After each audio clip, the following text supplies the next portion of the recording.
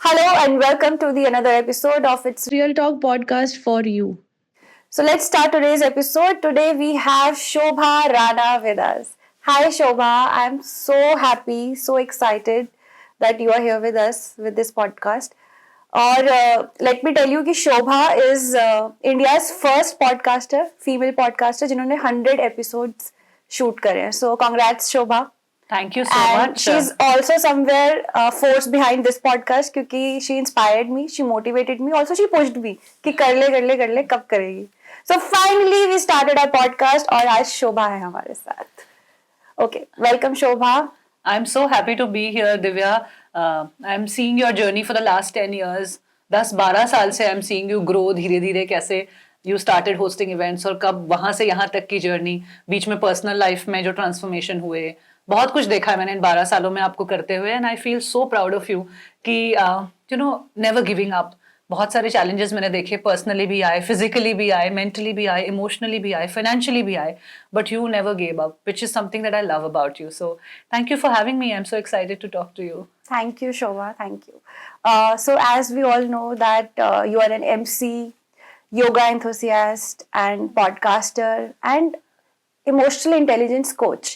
So tell us about your journey, how you started as anchor and फिर योगा कैसे आया life में, फिर कैसे कोच बन गए.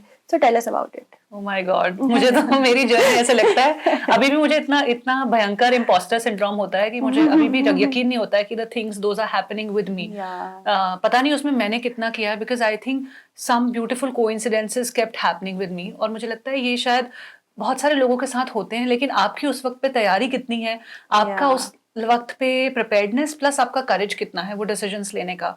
जैसे मैं अगर एंकरिंग की बात करूं तो मैंने कुछ 16-17 साल पहले शुरू किया था, और तब हमें पता भी नहीं होता था एंकरिंग क्या होता है एज अ प्रोफेशन, राइट. उस टाइम पे कोई रोल मॉडल्स नहीं थे, प्लस मैं तो केवीज में पढ़ी हुई, बहुत सिंपल अपब्रिंगिंग, एक lower middle class family, 1 bedroom house में रहना, वही अड़ोस पड़ोस, तो ये माहौल ही नहीं था कि एक ग्लैमर की दुनिया और एंटरटेनमेंट इंडस्ट्री और ये सब तो दूर दूर तक पता ही नहीं था. मतलब हमारी जो घर का माहौल था, रिश्तेदारों में आसपास जो माहौल था, वो यही था कि पढ़ो लिखो और अपनी स्थिति को इम्प्रूव करो, एक फाइनेंशियल स्टेबिलिटी की तरफ लेकर जाने वाले आप ही हो. और क्योंकि मैं घर की सबसे बड़ी थी तो मेरे ऊपर रिस्पॉन्सिबिलिटीज भी थी एक तरीके से, जो कुछ सेड थी, जो कही गई थी कि आपको ऐसे से करना, और काफी सारी अनसेड थी, और एक वो खुद एज अ गर्ल आप थोड़ा बोझ ज्यादा लेते हो कि मुझे आइडियल बनना है ताकि मेरे भाई भी मुझे फॉलो करें और हम अपने माँ बाप को एक अच्छी जिंदगी दे पाए, खुद की एक अच्छी जिंदगी कर पाए. वो सब था. उस तरह से मेरा बचपन इवॉल्व हुआ वहां से. लेकिन मुझे याद है कि पढ़ाई तो मेरी केवीज में हुई, जहाँ पे पढ़ाई अच्छी थी, लेकिन ऐसा कोई माहौल नहीं था कि बहुत थिएटर ग्रुप्स हो रहे हैं, एक्स्ट्रा करिकुलर एक्टिविटीज हो रही हैं या कुछ ऐसा हो रहा है. मुझे याद है एक्स्ट्रा करिकुलर के नाम पे एक SUPW का पीरियड होता था. आई डोंट नो कितने बच्चे जो इसे देख रहे हैं रिलेट करेंगे. आई डोंट थिंक तो मेरा भी होता था. तो आई डोंट नो जेनजी कितना रिलेट करेगी. तो SUPW के पीरियड में हमसे स्वेटर बनवाते थे, अचार डलवाते थे. मुझे याद है मैंने नींबू का अचार डाला था, जो मेरी पूरी क्लास को बहुत पसंद आया था. मैंने 2-3 बार वो नींबू का अचार डाला था, राइट. सो वो कराते थे.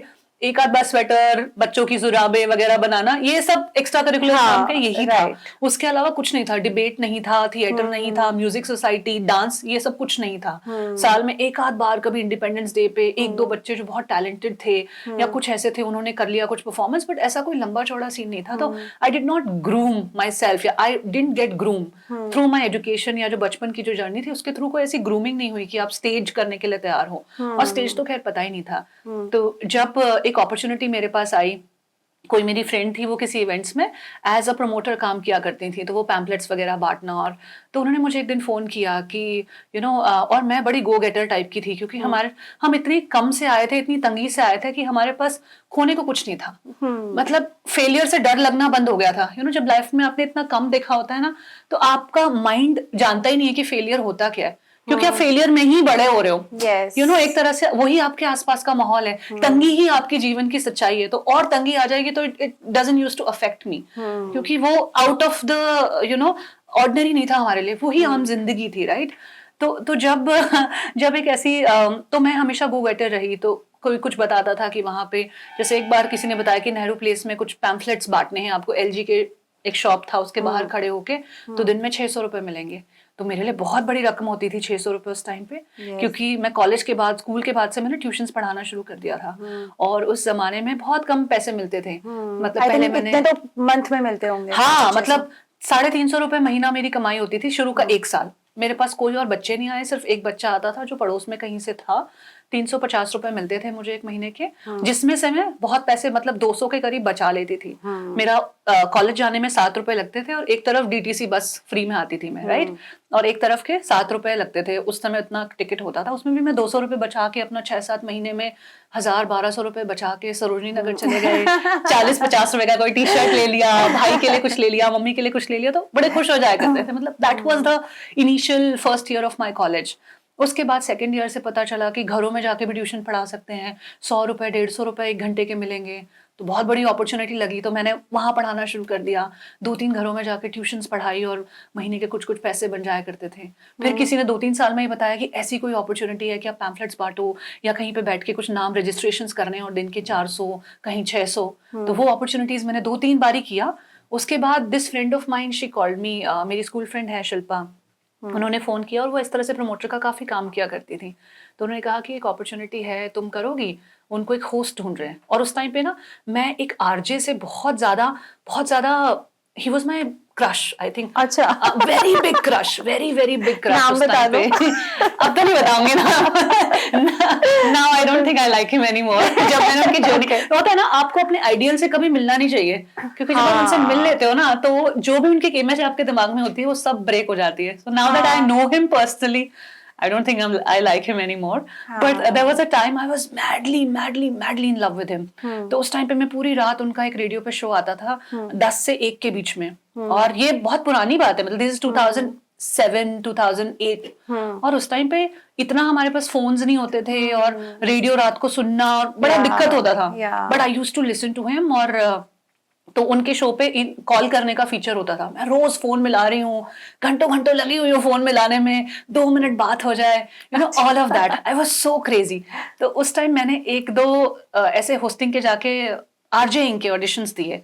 कुछ, हाँ, एक बिग एफएम के साथ शायद दिया था, एक शायद किसी के साथ, क्योंकि बचपन से बातें करने का मुझे शौक था, और उनको देख के मुझे लगा ये तो मैं भी कर सकती हूँ। तो आई गॉट रियली इंस्पायर्ड। तो फिर मैंने 1-2 ऑडिशंस दिए। तो मेरी फ्रेंड को पता था कि ऐसे ऑडिशंस दे रही है, तो उन्होंने कहा कि तुम स्टेज करोगी? पता नहीं था स्टेज क्या है, कभी स्टेज जिंदगी में किया नहीं है, और कुछ पता नहीं है। But since I always used to say yes to every opportunity, तो मैंने उनको भी येस कह दिया, और वहाँ से फर्स्ट अपॉर्चुनिटी मिली। उन्होंने किसी से इंट्रोड्यूस किया, फिर वो भी अपने आप में एक जर्नी थी, उस इंटरव्यू तक जाना, आना जाना, क्योंकि उस समय उन्होंने जो इवेंट मैनेजर थे, उन्होंने मेरी फ्रेंड को कहा कि आप उस लड़की से कहिए मुझे फोन करें, यानी कि मैं उन्हें फोन करूं। और ये वो जमाना है जब फोन में बैलेंस नहीं हुआ करता था। You know, this is that long back, 16-17 years ago. You know, recharge कराते थे, 50 मैसेजेस 100 मैसेजेस मिलते थे आपको, कुछ एक फोन में बैलेंस मिलता था। तो आई टोल्ड हर कि मेरे फोन में बैलेंस नहीं, आप उनको बोलो कि मुझे फोन करें अगर उन्हें चाहिए कि मैं काम करूं। मतलब this is how it started. Then I went on the interview, फिर वहां से पहला इवेंट, और उसके बाद it's been so many years. Yeah. And then you got into yoga after, as I know, after few years, or starting से you were doing yoga? So starting से मैं, क्योंकि मेरे पापा फौज में थे, तो हमारे घर में थोड़ा सा फिजिकल फिटनेस को लेकर माहौल था। और मम्मी हमारी पहाड़ी हैं, हालांकि मैं पहाड़ी फैमिली से हूँ, पापा मम्मी दोनों पहाड़ी हैं, तो हमने फिजिकल एक्टिविटी घर में हमेशा होती हुई देखी है। जैसे कि आज भी मेरे घर में कोई हाउस हेल्प नहीं है, मम्मी सारा काम खुद करती हैं, झाड़ू, मॉपिंग, पोछा, खाना बनाना, सफाई, बेड्स बनाना, एवरीथिंग, मतलब जो भी घर के काम होते हैं, यहाँ तक कि दिवाली की सफाई तक, मतलब कोई हेल्प नहीं है उनके पास। तो हमने बचपन से फिजिकल एक्टिविटी करते हुए देखा था, राइट, मम्मी को भी। और जब हम आर्मी में थे, तो जब हमें क्वार्टर्स मिले हुए थे, तो वहां पे थोड़ी सी एक लैंड, जैसे अपना गार्डन टाइप का एरिया था, तो उसमें मम्मी गार्डनिंग भी करती थी, अपने कुछ पालक लगा रही हैं, कुछ मूली लगा रही हैं, जैसे लोग कर लेते अपने घर में। तो बचपन से वो सब माहौल भी देखा था। और क्योंकि पापा आर्मी में थे, तो वो अपनी पीटी में जा रहे हैं, ट्रेनिंग में जा रहे हैं, तो वो हमें भी इनकरेज करते थे, साइकिल चलाओ, ये करो, वो करो। तो मैंने बचपन से मतलब इस तरह का माहौल देखा था। जब मैंने इवेंट्स शुरू किया, तो पहले तो मैं पढ़ाई कर रही थी शुरू के 3 साल, मेरा मास्टर्स भी चल रहा था सॉफ्टवेयर इंजीनियरिंग में, और 3 साल मेरे होस्टिंग के भी मास्टर्स के साथ ही रहे। तो मैं हमेशा कॉलेज जाती थी, सुबह से लेके शाम तक, वीकेंड्स पे इवेंट्स होस्ट करती थी। कभी कभी अगर वीकडे में कुछ अच्छी अपॉर्चुनिटी आ गई है जहाँ पे पैसे मिल रहे हैं, मतलब हर अपॉर्चुनिटी अच्छी होती थी, बट शुरू में बहुत कम मिलता है आपको काम ना, आप महीने में 3 4 5 दिन काम कर रहे हो, 2 दिन काम कर रहे हो, तो उस दिन छुट्टी लेके कॉलेज से मैं इवेंट्स करके आया करती थी। तो दैट वाज माय जर्नी। जैसे ही कॉलेज खत्म हुआ तो मेरी लाइफ में मुझे लगा इतना टाइम आ गया, क्योंकि मुझे तो इवेंट्स, ट्यूशन और कॉलेज सब साथ में करने की आदत थी। तो अब मेरी लाइफ से ट्यूशन भी धीरे धीरे खत्म हो गया था, क्योंकि मुझे लगा इतना पैसा नहीं, और मैं इवेंट्स में ज्यादा पैसे कमा रही थी, सिर्फ इवेंट्स रह गए थे। फिर दोबारा वो रूम बना के अब थोड़ा फिजिकल फिटनेस की तरफ और ध्यान दिया जाए। तो मैंने जिमिंग से शुरुआत की, मुझे पसंद नहीं आई, मुझे लाउड म्यूजिक पसंद नहीं है, और मुझे लोग डिस्ट्रैक्टेड हैं, बात कर रहे हैं एक दूसरे से, कानों में कुछ और सुन रहे हैं, जिम में कुछ और चल रहा है, तो मुझे समझ नहीं आता, मतलब कोई कनेक्शन नहीं है, मुझे नहीं फील हुआ कनेक्टेड बिल्कुल। तो मैंने नहीं किया, मुझे मजा नहीं आया। मैं रनिंग करती थी, मुझे रनिंग में मजा आता था, नेचर में कनेक्ट करना, और लेकिन दिल्ली का ऐसा माहौल है कि इतनी गर्मी होती है, अगर आप सुबह 5 बजे से 6 साढ़े 6 का आपने विंडो मिस कर दिया तो आप नहीं कर सकते हो, जो कि हमारा प्रोफेशन आपको पता है होस्टिंग में, कभी आप रात को 3 बजे घर आ रहे हो, कभी आप रात को 2 बजे घर आ रहे हो, कभी आप सुबह 3 बजे फ्लाइट ले रहे हो, तो वो एक रेगुलर रिदम नहीं बन पा रहा था। फिर मैंने कुछ स्विमिंग भी ज्वाइन किए, कुछ टाइम स्विमिंग भी की, तो fitness was always a part of my thing. लेकिन फिर किसी ने मुझे कहा कि आप योगा ट्राई करो, और फिर मैंने कहा कि चलो ट्राई करके देखते हैं। Then I trained with a trainer. अब मेरी ये किस्मत अच्छी थी या क्या था, मुझे हमेशा अच्छे लोग मिलते हैं, तो वो ट्रेनर भी इतने अच्छे थे कि उन्होंने मुझे, और मैं हमेशा से पढ़ती थी तो मैं ऐसे सवाल भी पूछती थी कि इसका क्या मतलब है, उसका क्या मतलब है। जैसे उन्होंने अगर बोला स्थिरम सुखम आसनम, तो मैं उनसे पूछूंगी कि स्थिरम सुखम आसनम कहाँ से आया, तो उन्होंने बताया कि हाँ ये ऐसे योग सूत्र से आया है। योग सूत्र क्या होते हैं, कहाँ से पढ़ो इसके बारे में। उन्होंने फिर मुझे कुछ किताबें बताई कि आप ऐसे पढ़ो, पतंजलि योग सूत्र पढ़ो, आप गृहीण संहिता पढ़ो। तो मैंने फिर वो अच्छी खासी बड़ी बड़ी स्वामी सर्वप्रियानंदा जी को पढ़ो, स्वामी विवेकानंद को पढ़ो। विवेकानंद जी तो मैं खैर बचपन से ही पढ़ा हुआ था, लेकिन हाँ बाकी किताबें मुझे समझ में आई कि यार ये तो एक अलग ही दुनिया है। फिर मैंने योग की किताबें लेना शुरू की। फिजिकल प्रैक्टिस में तो मेरा मतलब शुरू में बिल्कुल ही डब्बा गोल था, I was not flexible at all, जहां से बहुत लोग शुरू करते हैं कि हम तो फ्लेक्सिबल हैं या नहीं है। जो लोग नहीं होते हैं उन्हें लगता है योग उनके लिए नहीं है, लेकिन ऐसा नहीं है, क्योंकि जब मैंने शुरू किया तो मैं बहुत ज्यादा इनफ्लेक्सिबल थी। जब आप अपनी फिजिकल बॉडी में इनफ्लेक्सिबल होते हो ना, तो आपको, अगर आप थोड़ा रिफ्लेक्ट करो अपने ऊपर, सोचो, तो आपको समझ में आएगा कि आप अपनी मेंटल बॉडी में भी बहुत इनफ्लेक्सिबल होते हो। मतलब आप बदलाव के साथ अडेप्टेबल नहीं हो। आप देखना, अगर जो लोग इस पॉडकास्ट को सुन रहे हैं, अगर वो ये फील करते हैं कि फ्लेक्सिबल नहीं है, तो वो फ्लेक्सिबिलिटी उनको अपने रिश्तों में भी दिखाई देगी कि वो नहीं है वहां पे भी। वहां पे भी उनको अपनी तरह से चीजें चाहिए, अपने हिसाब से चाहिए, नहीं हो तो वहां पे परेशान हो जाते हैं। इनफ्लेक्सिबिलिटी उनको अपने काम के साथ, अपने बॉसेस के साथ, अपने रोजमर्रा की लाइफ में नजर आएगी कि मुझे ये ऐसा ही चाहिए, वैसा होगा तो that means you are resisting the flow of life. जो जैसा चल रहा है अब उससे हर वक्त एक रेजिस्टेंस में है, एक लड़ाई में है। ये चीजें मुझे दिखने लगी जब मैंने योग पढ़ना शुरू किया और करना शुरू किया, क्योंकि हर आसन में मैं अपने टीचर को यही बोलती थी, मुझसे नहीं हो रहा, मुझसे नहीं हो रहा, मेरे लिए नहीं है, मैं नहीं कर पाऊंगी। और वो मुझे कहते थे कि नहीं कोई बात नहीं, आपसे जितना हो रहा है उतने पे 30 सेकंड्स होल्ड करो, 10 काउंट तक होल्ड करो, 5 ब्रेथ तक होल्ड करो। तो अब जैसे पश्चिमोत्तानासन लोग तो सर घुटने पे लगा लेते थे मेरी क्लास में, और मैं तो सर छोड़िए, मेरे तो हाथ ही नीज तक पहुंचते थे। I was that inflexible. लेकिन उन्होंने कहा आप करते रहो, it's a process, just keep following. लेकिन जब मैं किताबें भी पढ़ रही थी तो मुझे किताबों से बहुत, मैं शुरू से बहुत पढ़ती रही हूँ, तो मुझे बहुत अच्छा वहां से कुछ ज्ञान मिलने लगा। तो मैंने सोचा इसको करके देखना चाहिए। बॉडी चलो ठीक है, जब फॉलो करेगी तब करेगी। धीरे धीरे over a period of 1 year 2 years मैंने देखा कि बॉडी ने फॉलो करना शुरू कर दिया। मतलब मेरा सर घुटनों से लगने लगा, और सर घुटनों से लगने लगा। उस जर्नी में मैंने महसूस किया कि कितनी बार मैंने ना कहा, कितनी बार मैंने प्रोसेस को रेजिस्ट किया, कितनी बार मैंने टीचर पे डाउट किया, कितनी बार मैंने योग पे डाउट किया, कितनी बार मैंने सोचा कि इनको पता नहीं है मेरी बॉडी में क्या हो रहा है, मुझे पता है, दे डोंट नो। कितनी बार मैंने ये सब किया, और eventually at the end of 2 years वो सब गलत था। आई थिंक ये सबके साथ होता है, लेकिन हम उस फेज पे रुक जाते हैं, स्टक देयर कि नहीं हो रहा, हमारे लिए बना ही नहीं है। वो सोच सबको आती है, वो मुझे भी थी। और हमें लगता है ना हम ज्यादा बेहतर जानते हैं। अगर टीचर ने आपको हल्का सा पुश किया तो आपको लगता है मेरी कोई हड्डी टूट जाएगी, मेरे साथ कुछ ऐसा हो जाएगा, कुछ गलत हो जाएगा। और क्योंकि हम लोग ऐसे प्रोफेशन में जहाँ स्टेज पे खड़ा होना है, आप हील्स पहन के खड़े होते हो, और जब तक आप खड़े हो तब तक ही आप पैसे कमा रहे हो। तो मुझे ये भी फियर बहुत ज्यादा बड़ा था, अगर मुझे कुछ भी इंजरी हो गई, मैं जैसे हेड स्टैंड ट्राई करने लगी, कुछ भी हल्की सी इंजरी हुई तो मैं इतने महीने कमा नहीं पाऊंगी, तो मेरे EMIs कैसे जाएंगे, मेरा घर कैसे चलेगा। वो सब तो मुझे ये सब दिखने लगा कि मैं कितनी इनसिक्योर हूँ पैसे को लेकर। ये सब मुझे योग ने दिखाया, आप समझ रहे हो। इट्स नॉट लाइक कि ये सब चीजें मेरी लाइफ में हो नहीं रही थी, लेकिन मुझे ये पता नहीं था कि इन्होंने मुझे कितना पकड़ा हुआ है, कितना घेरा हुआ है मेरे इनसिक्योरिटीज ने। ये मुझे योग से पता चला कि यार मैं पैसे को लेके कितना स्टक हूँ, मैं अपने प्रोफेशन को लेके कितनी इनसिक्योर हूँ, मैं अपनी फिजिकल अपीयरेंस को लेके कितनी इनसिक्योर हूँ, मैं अपना शरीर जो मुझे इतनी सारी चीजें करने को इनेबल करता है उसको मैं कितनी थैंकलेस हूँ। मैं हर समय ये बोल रही हूँ कि ये नहीं हो रहा, वो नहीं हो रहा, मेरा ये खराब है। अपने क्लास में लोगों को देख, अरे यार इसका तो कितना अच्छा है, तो कितनी फ्लेक्सिबल है, अरे यार ये तो कितनी पतली है, ये तो कितनी ऐसी है। मैं ऐसे सोच रही हूँ, मतलब आई am not thankful towards my self. ये सब gratitude, manifestation, law of attraction, mindset, growth mindset, ये सब वर्ड्स मुझे कुछ नहीं पता थे, ये सब मुझे योग ने मेरे सामने लाके रखे। तो मुझे समझ में आया कि यार मेरे अंदर फियर कितना ज्यादा है।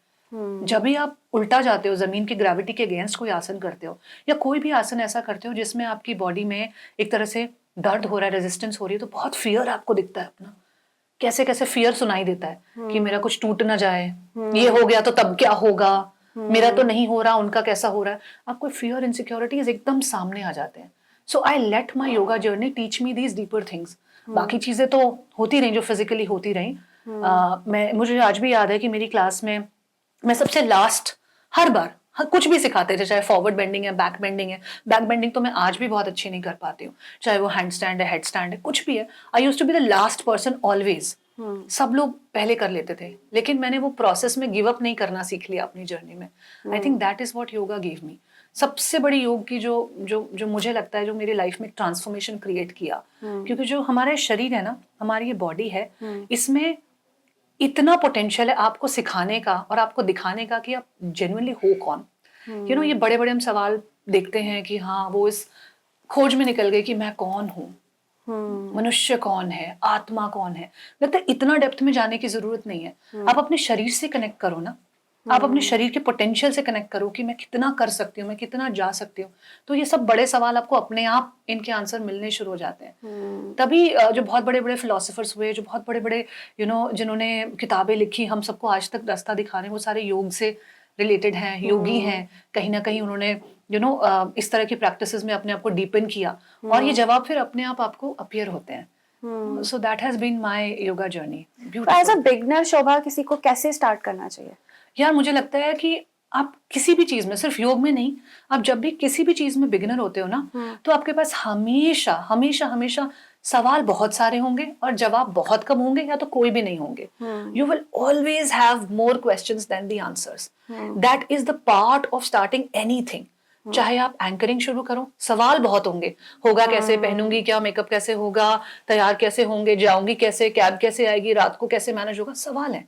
अभी जवाब नहीं आपके पास, आपको पता नहीं इसको मैं सॉल्व कैसे करूं। That is the next step. कुछ जवाब इमीडिएटली आप सॉल्व करते हो, कुछ आपको सालों लग जाते हैं, जो आज तक आपको भी 10, 12, 15 साल हो गए होस्ट करते हुए, आज तक आप कुछ जवाब ढूंढ रही होंगी। तो सबसे पहले ना मुझे लगता है कुछ भी शुरू करने से पहले ना सवालों से नहीं डरना चाहिए। ये एक्सेप्ट कर लो कि सवाल मेरे ज्यादा होंगे, जवाब मेरे पास बहुत कम होंगे या नहीं होंगे, है ना। तो हम वहां डर जाते हैं और हम सवालों से ही सवाल करने लगते हैं। ये नहीं तो ये क्यों, वो नहीं तो वो क्यों। योग में अक्सर लोग ये करते हैं कि प्रोसेस को इतना क्वेश्चन करते हैं, अरे ये तो स्लो है, ये तो बूढ़े लोगों के लिए है, ये तो पार्क में जाओ, अरे नहीं इसमें तो मुझे इंटरेस्ट नहीं है, मेरी तो बॉडी इसके लिए नहीं बनी है, वेट तो इससे कम नहीं होगा, बहुत धीरे रिजल्ट आएगा। These are all the things, those are there in your mind. इनसे बियॉन्ड मूव करो, इनको जो भी है इस शोर को चलने दो, बट साथ साथ अपने जवाबों को ढूंढो, कनेक्ट करो प्रैक्टिस के साथ। एवरी प्रैक्टिस इन योग इज फॉर एवरीवन। हाँ, किसी की कोई ऐसी फिजिकल लिमिटेशन है, ब्लड प्रेशर का इशू है, कुछ हार्ट रिलेटेड कोई सर्जरी है, कोई लिवर रिलेटेड कुछ है, किडनी रिलेटेड कुछ सर्जरी हुई है, तो उनके लिए कुछ कुछ आसन्स नहीं है। लेकिन मोस्ट ऑफ द थिंग्स जो कि जेंटल ब्रीदिंग से रिलेटेड है, प्राणायाम से रिलेटेड है, जेंटल आसन्स हैं, वो सभी के लिए हैं। So start your journey with the very basic things. आप ज्यादा कॉम्प्लिकेट मत करो कि मुझे 3 महीने में ये कर लेना है, मुझे 6 महीने में ये कर लेना है। अगर मेरा हेड स्टैंड नहीं हुआ, मेरा शीर्षासन नहीं हुआ, तो मतलब मेरा तो योग करने में कोई ग्लैमर नहीं है, मतलब मजा नहीं मेरे योग में। कोई बात नहीं, 1 साल में नहीं हुआ, 2 में होगा, 3 में होगा, नहीं भी होगा तो that should not be the goal. The goal should be just to connect with your body and breath. That's it. जब आप वो समझने लगोगे डीपर एस्पेक्ट को। और एक और चीज मैं योग जो करना चाहते हैं उन्हें कहूंगी कि प्लीज कुछ सिंपल छोटी किताबों को भी साथ साथ पढ़ें। क्योंकि वो आपको इतना ज्यादा ओपन अप कर देंगी। जैसे आप BKS अयंगर की किताबों के साथ शुरू कर सकते हैं, क्योंकि बहुत सिंपल भाषा में, अगर आप बड़ी बड़ी किताबें ना पढ़ें तो छोटी छोटी किताबों के साथ आप शुरू कर सकते हैं। तो वहां से you will at least develop a relationship with the practice की आप सीख क्या रहे हैं। ये कितना बड़ा एक ज्ञान का भंडार है, एक दर्शन है। योग is one of the 6 philosophies. Indian जो फिलोसफीज हैं उनमें से एक योग दर्शन है, यू नो। तो आप इतनी बड़ी इंडियन फिलोसफी को सीख रहे हैं तो उसमें बहुत कुछ है आपको देने के लिए, बट क्या आप तैयार हो? एंड योग का मतलब सबसे ज्यादा, मतलब पर्सनली मुझे भी ऐसा लगता है कि मान लो कि मुझे वेट रिड्यूस करना है, तो मुझे लगता है कि यार योगा करूंगी, आई थिंक 6 महीने लग जाएंगे, इससे अच्छा जिम चली जाती हूँ। तो फिर वो जिम जाओगे आप, 2 महीने करोगे, फिर आपको जिम में भी ब्रेक आ जाएगा, तो फिर आप वापस 0 पे हो जाते हो। बट मतलब उस चीज को, इस बैरियर को कैसे हम तोड़ें, क्या करें? देखो यार, योग में जैसे आप बोल रहे हो ना कि वेट रिड्यूस करना है तो योग मेरा गोल नहीं है, ऐसा नहीं होता। पहले तो आपको किसी सही टीचर के पास जाना चाहिए, कोई सही क्लास में, क्योंकि योग के नाम पे बहुत सारे ऐसे लोग बहुत कुछ ऐसा सिखा रहे हैं जो आपके इश्यूज को टारगेट नहीं करेगा, है ना। तो योग में मैं ये नहीं कहूंगी प्रोसेस स्लो है या जिमिंग का प्रोसेस फास्ट है। प्रोसेस में बहुत सारी चीजें हैं। जब आप वेट रिडक्शन की बात करते हो तो योग, चाहे जिमिंग, स्विमिंग, रनिंग, ये सब is only the 20% of the journey. 80% is your food. आप खाना क्या खा रहे हो, आपकी लाइफस्टाइल क्या है, आपका हार्मोनल सिचुएशन क्या है बॉडी के अंदर। आपके अगर हार्मोनल इम्बैलेंस है, आपका खाना ठीक नहीं है, इसका तो 20-25% रोल है। अगर मैं इसको एक सिंपल लेमैन लैंग्वेज में बताऊं, अगर आपको 10 किलो लूज करना है तो 7.5 से 8 किलो आपको खाने से लूज करना पड़ेगा। 2 किलो के आसपास, ये बहुत एग्जैक्ट मैथ नहीं है, बट ऐसा सा आप रेशियो, मतलब एक रफ में समझाऊं तो 2 किलो पे आप इतना फोकस कर रहे हो कि इस जिम से नहीं हो रहा, मेरा योगा से नहीं हो रहा, मेरा इससे नहीं हो रहा। बाकी 80% लाइफस्टाइल आपका पूरा अपसाइड डाउन है। आप सो ठीक से नहीं रहे हो, आपकी बॉडी फटीग्ड है ऑल द टाइम, आप स्ट्रेस इतने ले रहे हो, आप इमोशनल एंटेंगलमेंट्स में भरे हुए हो, आप रिलेशनशिप्स में फंसे हुए हो, और वहां पे कुछ ना कुछ आपका मैनिपुलेशन, स्कीमिंग, अप डाउन चल रहा है। आप खाना ठीक से नहीं खा रहे हो, सही वक्त पे नहीं खा रहे हो, सही चीजें नहीं खा रहे हो। तो फिर जब 80% लाइफ आपकी गड़बड़ है तो आप 20% जो भी आप कर रहे हो, चाहे योग करे चाहे जिमिंग करे, उसको ही सारा जिम्मेदारी दे दें कि अब तूने मुझे सब कुछ सेट करके देना है। It doesn't work like that. And even if वो ऐसा काम करे, उसके लिए आपको उतना वक्त देना पड़ेगा। देन यू कांट से कि मुझे 2 महीने में रिजल्ट दिखाओ। भाई आपकी जिम्मेदारी 20% है। अगर मुझे वहां से पूरा रिजल्ट लेना है तो मुझे उसे 2 साल तो देने पड़ेंगे ना। Right. So that is the kind of maturity you have to approach it from. तो अगर हम कुछ भी नहीं कर रहे हैं, हमें योगा का कुछ भी नहीं पता है, तो ऐसी क्या चीज है जो हर इंसान को करनी ही चाहिए? Like it's good for your mind, आपकी बॉडी के लिए अच्छा है, हर चीज के लिए अच्छा है। एक हेल्दी इंसान जिसको कोई ऐसी कमर की सर्जरी नहीं हुई है, या कोई प्रॉब्लम नहीं है, या कोई और बीमारियां नहीं है, एक हेल्दी इंसान को कुछ ना कुछ फॉरवर्ड बेंडिंग के आसन, जिसमें आप आगे झुकते हैं, चाहे आप जमीन पे बैठ के करें चाहे आप खड़े होकर करें, फॉरवर्ड बेंडिंग के कुछ आसन, कुछ बैक बेंडिंग के आसन जिसमें आप पीछे की तरफ झुकते हैं, चाहे खड़े होकर करें चाहे बैठ के करें या दोनों करें, कुछ ट्विस्टिंग के आसन, ये आपको ये 3 तो जरूर करने चाहिए। और थोड़े थोड़े, जिसे कहेंगे आर्म बैलेंस कहें एक तरीके से, जैसे कि आपका डाउनवर्ड फेसिंग डॉग है, अधोमुख श्वानासन या पर्वत आसन भी लोग उसे कहते हैं, प्लैंक, इस तरह के आसनों को भी करें ताकि थोड़ा सा आपके कोर के ऊपर भी काम हो सके। तो ये वाले जो कुछ बेसिक आसन है ये सभी लोगों को करने चाहिए। ये तो रही आसनों की बात। इसके बाद आते हैं प्राणायाम पे, जो कि बहुत ही इंपॉर्टेंट पार्ट है योग का, जो बहुत सारे लोग मिस कर देते हैं।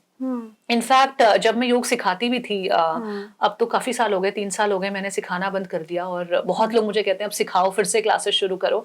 तो कोविड में मैंने काफी योग सिखाया है। तो जब प्राणायाम का वक्त आता था ना, आधे से ज्यादा लोग गायब हो जाते थे क्लास से। अच्छा। नहीं होता इंटरेस्ट कि इससे मेरा रिजल्ट थोड़ी आएगा। अपनी सांस को अगर मैं उसका कोई मैकेनिज्म सीख रही हूँ, चाहे आप कोई भी भ्रामरी प्राणायाम करें, चाहे आप शीतली शीतकारी करें, चाहे आप नॉर्मल अनुलोम विलोम करें, नाड़ी शोधन करें, बहुत सारी टेक्निक्स है योग में, है ना। आप गोल वहीं पे अटका हुआ है, मेरे को 10 किलो लूज करना है 2 महीने में। तो जब तक कसरत हो रही है या तब तक तो ठीक हूँ, मैं योग में बना रहा हूँ, लेकिन जो लास्ट के 15 मिनट है या 10 मिनट है, नहीं फिर मैं अपना किचन देख लूं, नहीं फिर मैं अपना, मुझे लेट हो रहा है, मेरा प्रेजेंटेशन, सांस ही तो लेनी है, वो मैं कुछ करते करते वो तो मैं ले ही रहा हूँ। तो हम इतना फॉर ग्रांटेड लेते हैं अपनी सांस को। आपको ये समझना चाहिए कि उस 15 मिनट में आप अपनी पूरी बॉडी में एनर्जी का जो फ्लो है उसको समझ रहे हैं, जो आपकी सांस के द्वारा हो रहा है। तो लोग बड़ी बड़ी किताबें देख लेंगे और वर्कशॉप्स देख लेंगे, चक्र अवेकनिंग, अरे आप समझो तो सही, आपके चक्र हैं क्या, कहाँ पे, क्या आपके चक्रों तक आपकी श्वास जा रही है, क्या आप फील करते हो वो, आप अपने चक्र से खुद कनेक्टेड हो। अब मैं देखती हूँ पार्टीज में लोग इस तरह से बात करते हैं कि मेरा हार्ट चक्र अलाइन नहीं है। अरे हार्ट चक्र आपको पता है क्या होता है? अनाहत चक्र का मतलब क्या है आपको पता है? कैसे अलाइन होगा, कैसे कनेक्ट करोगे? पहले आपको समझना तो पड़ेगा ना कि आपके शरीर में क्या क्या कंपोनेंट्स हैं, आपकी सांस कहाँ कहाँ तक जा रही है, कहाँ अटक रही है, और जहां जहां सांस अटक रही है, जो जो चीजों में, वहां वहां मन अटक रहा है। तो जब तक आप प्राणायाम नहीं करोगे, आप थोड़ा अपनी सांस पे काम नहीं करोगे, फिर लोग कहते हैं आजकल बहुत पॉपुलर हो गया मेडिटेशन, कि हमसे मेडिटेशन में नहीं बैठा जाता। अरे आप प्राणायाम तो करो, प्राणायाम से शुरुआत करो, एटलीस्ट थोड़ा स्थिर होके बैठना, अपनी श्वासों के साथ कनेक्ट करना, तो आपको स्ट्रेस, एंजाइटी, टेंशन, मैं नहीं कह रही हूँ नहीं होगा, लेकिन आपको समझ में आएगा कि उस टाइम पे अपनी सांस को कैसे लेना है। क्योंकि सबसे पहली चीज, जब आप किसी भी साइकोलॉजिस्ट, साइकियाट्रिस्ट के पास जाते हो कि मुझे पैनिक की प्रॉब्लम है, मुझे एंजाइटी की प्रॉब्लम है, मुझे स्ट्रेस है, वो आपको एंटी डिप्रेसेंट्स और दवाइयां तो देते ही हैं, पर साथ साथ ये कहते हैं कि जब भी आपको ऐसा हो ना, आप डीप ब्रीदिंग करो, आप रिवर्स काउंटिंग करो, आप ब्रेथ को फील करो। तो क्या है मतलब, इतनी बड़ी जो आपको लग रही है प्रॉब्लम, जिसके लिए आप दवाइयां खा रहे हो, सब कुछ कर रहे हो, डॉक्टर्स की फीस भर रहे हो, सालों साल तक आप सब कुछ कर रहे हो, आप सिर्फ अपनी सांस को नहीं देख सकते हो। मतलब जब आपको पैनिक अटैक आ रहा है, या जब आप एंग्जाइटी के, स्ट्रेस के एकदम पीक पर हैं, तब क्या आपको एडवाइस मिल रही है एक मेडिकल प्रोफेशनल से भी, कि आप सांस लो, आप 7 टाइम्स ब्रीद लो, आप 10 टाइम्स ब्रेथ करो, आप ऑब्जर्व करो। That is what a medical professional is telling you. तो इसका मतलब ठहराव तो लाना पड़ेगा। तो अगर आप उस ठहराव से ही कनेक्ट नहीं करना चाहते, आपको सिर्फ कसरत करनी है, तो फिर इसका मतलब आप योग पूरा नहीं कर रहे हो। फिर योग के आप कुछ ही पार्ट को, बहुत छोटा पार्ट है आसन में, हम ऐसा मानते हैं कि 5% पार्ट है योग का। अगर हम पतंजलि जी के योग सूत्र देखें तो 95% Yoga Sutras are talking about something else, only 5%, 7% are about asanas. तो it is that much only ना। 95% जो उसमें सुनहरी चीजें हैं, आपके ट्रांसफॉर्मेशन के इतने टूल्स हैं, वो सब आप छोड़ के, ये जितनी भी आज हम ट्रांसफॉर्मेशन की चीजें देख रहे हैं, जैसे कि मैनिफेस्टेशन, विजुअलाइजेशन, जो आजकल बहुत पॉपुलर हो गए हैं, राइट, लॉ ऑफ अट्रैक्शन देख रहे हैं, हम कितनी सारी टेक्निक्स देख रहे हैं, होपोनोपो, फलाना ढिमाका, बहुत सारे, ये सब कहाँ से आए? कोई आज से 4000 साल पहले थोड़ी होपोनोपो कर रहा था। ये टर्म्स कहाँ, किसको पता थी? ये तो जी किसी लोगों ने पढ़ाई की, समझा और एक टेक्निक बना के उसको नाम दे दिया।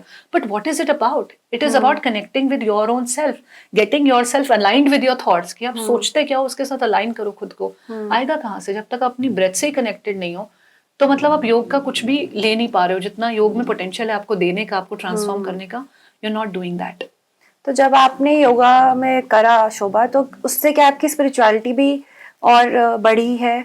डेफिनेटली, लाइक मैं बोलूँ कि सब स्पिरिचुअलिटी, ये सब टर्म्स ना बहुत नई नई टर्म्स हैं। अगर हिंदी में इसका मैं करूँ तो आध्यात्म, आध्यात्म भी एक तरीके से नया ही टर्म है, इट्स नॉट बहुत पुराना। स्पिरिचुअलिटी वगैरह ये सब ना, जब हम किसी चीज को अनलॉक कर देते हैं तो हम उसे नाम दे देते हैं। जैसे अब हमने कुछ 100 साल पहले, कुछ हजारों साल पहले टेबल्स बनाना शुरू की, तो हमने उसको टेबल का नाम दे दिया, बट है तो लकड़ी ना, लकड़ी या किसी मेटल से आप वो चीज बना रहे हो, तो the source substance is that. फिर आप उससे टेबल बनाओ, आप उससे चेयर बनाओ, उससे सोफा बनाओ, कोई और फैंसी चेयर बनाओ, ऑटोमैन जो बोलते हैं, ये क्या, पफीज, कितने फैंसी नाम आते रहते हैं, but the material and the purpose is similar और सेम, राइट? सो इसीलिए जब आप योग करते हो, जब मुझे लगता है कि आप अपनी बॉडी से, जब अपनी सांस से और अपनी बॉडी से एक एक मूवमेंट से आप कनेक्ट करना शुरू कर देते हो, आपको समझ में आता है कि मेरा कौन सा जॉइंट कैसे रोटेट कर रहा है, कौन सा जॉइंट कैसे मूव कर रहा है, मैं जब पूरी सांस ले रही हूँ तो कहाँ पे अटक रही है, कहाँ पे जा रही है।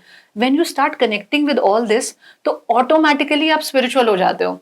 क्योंकि स्पिरिचुअलिटी का मतलब क्या है? Connecting with your own self. अगर आप एक बेसिक सिंपल परिभाषा समझें, तो खुद से कनेक्ट करना है सबसे पहली डेफिनेशन। बाकी चीजें बाद में है कि आप लोगों से काइंड रहे, ये रहे, वो रहे। सबसे पहले तो खुद के साथ रिश्ता बनाए, कि आप कौन है उसको जाने। स्पिरिचुअलिटी, आध्यात्म की शुरुआत ही इसी सवाल से हुई थी। अगर हम शंकराचार्य जी को पढ़ा होगा किसी ने, जानते होंगे कि मैं कौन हूँ या तुम कौन हो, इस सवाल से। तो उसको जानने की कोशिश तो करें ना हम लोग खुद। हम उसमें नहीं पढ़ना चाहते और हम बस ऊपर ऊपर से कि हाँ what are the 10 things spiritual people do या what are the 10 ways to practice spirituality, हम वो we have become like chat GPT prompts, you know, कि क्या अच्छा ये होता है, ओ ये तो बड़ा स्पिरिचुअल है, अच्छा मैं ये कड़ा डाल लेती हूँ, ये स्पिरिचुअल है। This is not spirituality. Spirituality is connecting with your deeper self. जब आप अपने साथ कनेक्ट करते हैं, और योग में अहिंसा, अस्तेय, सत्य, ये सारे योग के पार्ट हैं। जब आप ये सब अपने साथ प्रैक्टिस करने लगते हैं तो automatically you start giving it out also. आप वो इंसान बन जाते हैं जो उस फ्रीक्वेंसी पे सेट हो जाता है। तो ये आपको मेहनत नहीं करनी पड़ती है सच बोलने के लिए, आपको मेहनत नहीं करनी पड़ती है एक हिम्मत या करेज दिखाने के लिए। That is what you become, that becomes a part of you. So you don't have to struggle कि ओ मैं माइंडसेट को कैसे चेंज करूं। Your mindset automatically transforms. जब आपको अपने फियर्स, इनसिक्योरिटीज, क्वेश्चंस, आपकी रेजिस्टेंस दिखने लगती है, तो देन यू रियलाइज यार रेजिस्टेंस में तो ग्रोथ नहीं है। आई कैन कीप सेइंग ये टीचर बेकार है, वो बेकार है, उसकी बॉडी तो फ्लेक्सिबल है, मेरी नहीं। आई can keep saying that, but if I don't become a part of the process, I will not grow. क्या होगा, मैं क्लास छोड़ के चली जाऊंगी, कहीं और कर लूंगी, फिर छोड़ दूंगी, फिर कुछ और कर लूंगी। I will just keep hopping from one place to another, but I will never get to the essence of it, and that is what spirituality is. I think most of us are doing this कि कुछ करा फिर उसके बाद कुछ और चीज कर लेते हैं, तो एक चीज पे स्थिर नहीं रह पाते हैं। हाँ, ये स्थिर रहने का जो माइंडसेट है, ये थोड़ा सा हमारे पास आज के टाइम में ऑप्शंस इतने ज्यादा हैं, चॉइसेस इतने ज्यादा हैं कि हम कंफ्यूज भी ज्यादा हो गए हैं। यू नो, अगर आप फिटनेस की बात करो, अगर आप टाइप करो गूगल पे ही, चैट जीपीटी पर, तो आपको 50,000 चीजें मिल जाएंगी फिट होने की। आप किसी को भी पकड़ो यार। मैंने योग को पकड़ा, हो सकता है काफी लोग इससे कनेक्ट करें। मैं योग को इसलिए ज्यादा यू नो डीपली मानती हूँ, और बिकॉज ये एक तरह से a philosophy and a way of life है। This is not just a workout। बाकी सब चीजें वर्कआउट हो सकती हैं, बट योग is not a workout, right? तो मैं इसलिए वहां उस डीपर लेवल पे कनेक्ट करती हूँ। आप बहुत कुछ सीख सकते हो, लेकिन अगर आपको फिजिकल वर्कआउट भी सिर्फ करना है तो बहुत से तरीके हैं। कुछ को भी पकड़ लो, किसी को भी, and just stay with the process. Don't just keep jumping कि नहीं उन्होंने बोला अरे उनका तो जिमिंग से 5 किलो लूज हो गया तो चलो जिम की तरफ भागते। नहीं, फिर दूसरे ने बोला अरे स्विमिंग से पता है कितना मुझे अच्छा फील हो रहा है, एंड यू नो फ्लेक्सिबिलिटी भी फील हो रही है और मेरा इंप्रूव हो गया, तो चलो स्विमिंग में भागते हैं। अरे नहीं, वो तो मैराथन जा रहे हैं, उन्होंने तो सुबह टी शर्ट पहन के एक अपना यू नो कंपटीशन भी होता है, मजा आता है, सर्कल बनता है। अरे उन्होंने साइकिल ले ली, इतनी क्या मजा आता है साइकिलिंग में। You can't keep hopping from one thing to the other जब तक आपका एक गोल है। आप पहले अपने गोल के पीछे, अगर आप जेन्युइनली सीरियस हो, तो एक चीज से पहले अपने गोल तक जाओ, उसके बाद then you know try to deviate to different things, is what I would tell you. और साथ ही साथ अपनी समझ पे पूरा रिलाई मत करो। कभी कभी हमें लगता है मेरे लिए रनिंग अच्छी है, बट हो सकता है आपके लिए ना हो। जैसे मैं बहुत सारे लोगों को सुबह पार्क में दौड़ते हुए देखती हूँ जिनका बहुत ओवरवेट है। अगर आप ओवरवेट हो, हमने अपने घरों से सुना है कि चलो जाओ 2 दौड़ लगा कर आओ, 2 चक्कर मार के आओ, ये हमने बहुत बचपन से सुना है, but that is not right. If you are overweight, आप उतने वेट के साथ 100 किलो 110 किलो के साथ आप अपने नीज के ऊपर हर स्टेप के साथ उस पर जोर डाल रहे हो, आपकी cushioning of the knee, mobility of the joint, सारा कुछ इम्पैक्ट हो रहा है। आपने हो सकता है 2 महीने भाग के आपने वेट तो लूज कर लिया 5 किलो, पर जो घुटनों की प्रॉब्लम, जो एंकल जॉइंट, जो हिप जॉइंट की प्रॉब्लम आ गई लाइफ लॉन्ग, वो कहाँ जाएगी? So you have to not just rely on your self. थोड़ा सा ओपन माइंड रख के, डिफरेंट चीजों को समझ के, आजकल प्रोफेशनल हेल्प अवेलेबल है। अगर आप अफोर्ड नहीं कर सकते तो थोड़ा पढ़िए, जानिए, यूट्यूब पे बहुत कुछ अवेलेबल है, टाइम स्पेंड कीजिए और देखिए आपके लिए क्या वर्क करता है। योग तो मुझे लगता है सबसे सेफ है, ऑलमोस्ट सभी के लिए काम करता है। जैसा हमने पहले भी डिस्कस किया, अगर कोई ऐसी कोई खास बीमारी है या कोई सर्जरी है तो फिर उसके लिए कुछ आसन आपको अवॉइड करने पड़ सकते हैं, but largely you can do many things out of that. So basically आपको कोई भी मेजर से बड़ी छोटी से छोटी प्रॉब्लम होती है, ultimately you have to come to yoga. आपको डीप ब्रीदिंग, चाहे आपको पैनिक अटैक हो रहा है या इवन कैंसर जैसी बीमारियों में भी बोला जाता है कि आप मेडिटेशन करो, अपने को हील करो, क्योंकि वो आपको अंदर से हेल्प करता है हील करने में। थैंक यू शोभा। योगा के बाद बात करते हैं emotional intelligence. So now Shobha is also emotional intelligence coach. So क्या है ये? मेरी ये जर्नी कुछ शुरू हुई 2017-18 के आसपास। यू नो, तब मैं भी अपनी लाइफ में बहुत सारी ऐसी पर्सनली चीज़ों के थ्रू गुजर रही थी जहाँ मुझे भी इमोशंस अपने बहुत सामने नजर आने लगे कि किस तरह से इमोशंस का प्ले आपकी लाइफ में होता है। यू नो, कहीं पे अनफॉरगिवनेस का एक इमोशन आ गया कि आप माफ नहीं कर पा रहे हो किसी को, और आप फिर उसमें आपने खुद को पकड़ा हुआ है, मतलब आपके माइंड ने आपको पकड़ा हुआ है। माफ तो आपने उसको किया नहीं किया, वो इंसान आपकी लाइफ में है नहीं है, लेकिन आप खुद से आजाद नहीं हो, you know, you are stuck there. So मुझे दिखने लगा कि अनफॉरगिवनेस, ग्रीड का इमोशन मुझे दिखा कि लालच कितना है अपने अंदर, चाहे वो खाने को लेकर हो, पैसे को लेकर हो, बचाने को लेकर हो। तो ये जब सामने आने लगे तो मुझे लगा यार ग्रीड ने कितना पकड़ रखा है। फिर शेम जब मैंने देखा, शेम का इमोशन जब मैंने उसको पढ़ा, तो फिर मुझे यकीन हुआ कि मेरे को शेम ने कितना बचपन से पकड़ रखा है कि तुमसे ये नहीं हो पाएगा, या ये चीजें तुम्हारे लिए नहीं है, या ये तो उन्हीं को मिलता है जो ऐसे होते हैं। तो खुद को खुद में एक्सेप्ट नहीं करना, एक शर्मिंदगी सी महसूस करना। कभी कभी ये बहुत लाउड हो सकती है कि you feel very shameful of your self, कभी कभी बहुत सटल होती है, छोटे छोटे तरीकों में, you know, you feel shameful about your self. फिर मैंने गिल्ट को पढ़ा, तो मैंने गिल्ट को समझा कि कितने सारे गिल्ट्स ने हमें पकड़ रखा है, मतलब मुझे पकड़ रखा है। चाहे वो एक बहुत साल पुराना किसी फ्रेंड के साथ यू नो ब्रेकअप हो गया हो, मतलब फ्रेंडशिप ब्रेकअप। मेरी एक बहुत अच्छी फ्रेंड थी, वहां से देखा, कॉलेज से देखा, तो बहुत सारे रिश्तों से देखा कि कहाँ से गिल्ट आ रहा है। पेरेंट्स को लेके देखा कि मुझे बहुत गिल्ट है कि मैं इनके लिए ये नहीं कर पा रही हूँ, ये नहीं किया। तो वो गिल्ट को फिर मैंने समझा कि इस गिल्ट, मतलब मुझे समझ में आया कि इतने सारे इमोशंस ने मुझे पकड़ रखा है कि मैं आजाद ही नहीं हूँ। तो अगर मैं वो लाइफ क्रिएट करना चाहती हूँ जो मुझे क्रिएट करनी है, यू नो, जो अब मैं सिखाती हूँ लोगों को अपनी ड्रीम लाइफ को कैसे बिल्ड करना है, तो मुझे लगता था कि इतने ज्यादा इमोशंस से पकड़े हुए आप इंसान हो कि you are not free to do anything. You know, अब मैं अगर आपको हर तरफ से बांधू और बोलूँ कि चलो अब आप कुछ करो, अब आप चलो दौड़ लगाओ या कुछ फिजिकल एक्टिविटी करो, यू कांट डू इट, क्योंकि आप पकड़े हुए हो। लेकिन ये इमोशंस है ना, ये दिखते नहीं है, ये सिर्फ अंदर महसूस होते हैं, और अंदर एक घुटन होती है, और अंदर एक पकड़ होती है, ग्रिप होती है, जिसकी वजह से आपको लगता है कि यू नो लोग अच्छे नहीं है इतने, अपॉर्चुनिटीज इतनी अच्छी नहीं है, और शायद लोग मेरे पीछे पड़े हुए हैं। यू नो, इस तरह की फीलिंग्स आपको आने लगती हैं कि शायद लोग मुझे पसंद नहीं करते, या चाहते नहीं मैं आगे बढ़ूं। हाँ, इस तरह की फीलिंग्स आने लगती है अपने आप से, अपने अंदर से आने लगती हैं। जरूरी नहीं कि इसमें कुछ सच्चाई हो, और हो सकता है थोड़ा बहुत शायद आपका ऐसे लोगों से हो सकता है वास्ता रहा हो जो शायद आपको सच में नहीं अच्छा देखना चाहते, बट मुझे लगता है बहुत कम होता है। ज्यादातर हमारे अपने अंदर इतनी स्टोरीज घूम रही है हमारे इमोशंस की वजह से, जिस वजह से हम हर किसी इंसान को एक तरीके से टाइपकास्ट करने लगते हैं, देखने लगते हैं। और एक इंसान को तो छोड़िए, दोस्ती के जैसे हम अपनी एक डेफिनेशन बना लेते हैं कि दोस्ती ऐसी होती है और ऐसी नहीं होती है। लेकिन दोस्ती कैसी भी नहीं होती है, दोस्ती दोस्ती होती है। ये आपका परसेप्शन है कि ऐसी होती है, ऐसी नहीं होती है, या ये होना चाहिए या वो नहीं होना चाहिए, ये आप सोचते हो, but this is not a universal truth कि मेरे दोस्त होती है तो मेरी दोस्त को ये तो करना चाहिए था मेरे लिए, या तो ये उसे क्यों किया उसने। This is what you are thinking, this is there is no definition of दोस्ती लाइक दैट, यू नो। सो मुझे ये सब चीजें समझ में आने लगी, और मैं हमेशा से बचपन से ऐसी लड़की थी क्योंकि मैं बहुत परफेक्शनिस्ट रही हमेशा से। पढ़ाई में हमेशा अच्छे मार्क्स लाए, कॉलेज में गए तो वहाँ भी बहुत टॉप स्टूडेंट्स में रहे, होस्टिंग की तो वहाँ भी टॉप में आ गए, कंट्री के सबसे बड़े बड़े इवेंट्स मिलने लगे, गवर्नमेंट इवेंट्स जो बहुत कम लोगों को मिलते हैं। आज की डेट में भी हम देखें तो 2-4 बहुत सीनियर लोग हैं वही कर रहे होते हैं। मैं बहुत छोटी सी उम्र की थी, 21-22 साल की, गवर्नमेंट इवेंट्स पे गवर्नमेंट इवेंट्स, सीएम्स के साथ, पीएम्स के साथ, और ये मिनिस्टर वो मिनिस्टर इवेंट्स कर रही हूँ। तो बहुत कुछ मैंने देखा अपनी लाइफ में। लेकिन मैंने जब थोड़ा स्टेप बैक किया 2017-18, तब तक मुझे 8-9 साल 10 साल हो गए थे। मैंने 2008 में शुरू किया था होस्टिंग।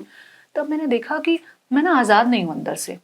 पैसे कमा लिए, सेविंग्स कर ली, सिक्योरिटी बिल्ड कर ली, रिश्ते भी ठीक हैं, लेकिन मैं अंदर से खुश नहीं हूँ। तो फिर मुझे वो वो फील हुआ कि व्हाई इज दिस हैपनिंग। तो मैंने समझना शुरू किया कि what is happening in my life.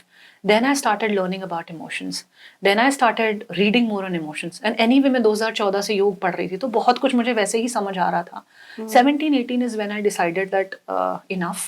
Now I need to really see कि मैं ये सब किताबें पढ़ के भी अगर मैं उससे अपनी लाइफ में उतार नहीं पा रही हूँ तो पढ़ने का कोई पॉइंट नहीं है। हम में से कई लोग गोल बनाते हैं कि हम रोज न्यू ईयर आ रहा है अभी तो सब गोल्स बनाएंगे। मेरे को आधा घंटा पढ़ना है, 15 मिनट्स पढ़ना है, 10 पेज पढ़ने हैं, रोज के 5 पेज तो पढ़ूंगी, महीने में 3 किताबें पढ़नी है, 2 किताबें पढ़नी है, what ever your goal is, right. हम गोल्स बनाते हैं, लेकिन उन किताबों से आप कितना बदल रहे हो, असली मैजिक वहां पे। अब साल में 2 ही किताबें पढ़ो, 1 पढ़ो, लेकिन क्या आप उस किताब को ले पा रहे हो। अब मैंने किताबें तो इतनी पढ़ ली थी बचपन से, लेकिन मुझे लगा कि मैं बहुत कुछ ले नहीं पा रही हूँ उन किताबों से, बहुत सारी बातों पे यकीन नहीं कर पा रही हूँ। फिर मुझे रियलाइज हुआ कि शायद मैं उस लेवल ऑफ एक्सेप्टेंस पे हूँ ही नहीं कि मुझे सब समझ आ पाए। मैं ऐसे परिवार में बड़ी हुई जहाँ पे मैंने कभी किसी को सॉरी बोलते हुए नहीं देखा। मतलब अगर हमारे भाई बहनों में कोई लड़ाई हुई तो हमने कभी एक दूसरे से सॉरी नहीं कहा। अगर हमारे पेरेंट्स ने कुछ कहा तो कभी उन्होंने आपस में सॉरी नहीं कहा या हमें सॉरी नहीं कहा, या पेरेंट्स ने कभी भाई बहनों को भी नहीं कहा कि आपस में आप सॉरी बोलिए, जो आजकल मैं देखती हूँ पेरेंट्स करते हैं। तो मैंने फॉरगिवनेस या माफी मांगना और माफ कर देना कभी सीखा ही नहीं। आप सोचिए ना, बात करने में कितनी छोटी बात लगती है, लेकिन आप जिंदगी में ऐसे बड़े हो गए, आप 18-20 साल के, और आप पूरी दुनिया को फेस कर रहे हैं। आप अपने काम पे चैलेंजेस फेस कर रहे हैं, आप अपने फ्रेंडशिप्स में, अपने रिश्तों में, और हर जगह यही तो चल रहा है ना, किसी ने कुछ ऊपर कर दिया, किसी ने कुछ नीचे कर दिया, कहीं माफी देनी पड़ती है, कहीं माफी मांगनी पड़ती है, और आपको दोनों ही नहीं आता। तो आप तो फिर स्टक हो। फिर आप अपने मन में कहानी सोचते रहो, उसने वैसा कर दिया क्योंकि वो वैसा है, वो वैसा है, वो वैसा है, मेरे साथ ऐसा हो गया क्योंकि मैं ऐसी हूं। आप ये स्टोरीज में जी रहे हो।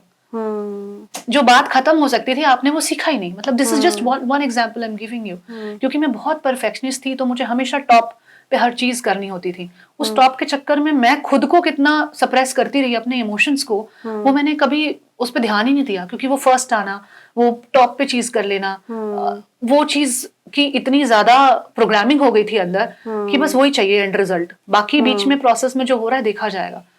तो ये सब चीजें जब मैंने इमोशंस को पढ़ा, जब मैंने इमोशंस को डीपली पढ़ा, जब मैंने समझा, जब मैंने फिर कुछ ट्रांसफॉर्मेशन कोचेस के साथ काम किया, कुछ कोर्सेज में इनरोल किया, तो तब जाके वहाँ से वो जर्नी इवॉल्व होना शुरू हुई। और उसके साथ साथ फिर मैंने कॉर्पोरेट्स में जाकर कुछ सेशंस कंडक्ट करना, और अब तो मैं खुद के भी सेशंस कंडक्ट करती हूँ, अपने पॉडकास्ट के थ्रू भी बहुत लोगों को बहुत कुछ करने की कोशिश करती हूँ। और नाउ अभी बहुत जल्दी मैं कोर्स भी निकाल रही हूँ इसी पे कि हम कैसे ट्रांसफॉर्मेशन क्रिएट करें, इमोशनल इंटेलिजेंस को कैसे समझें।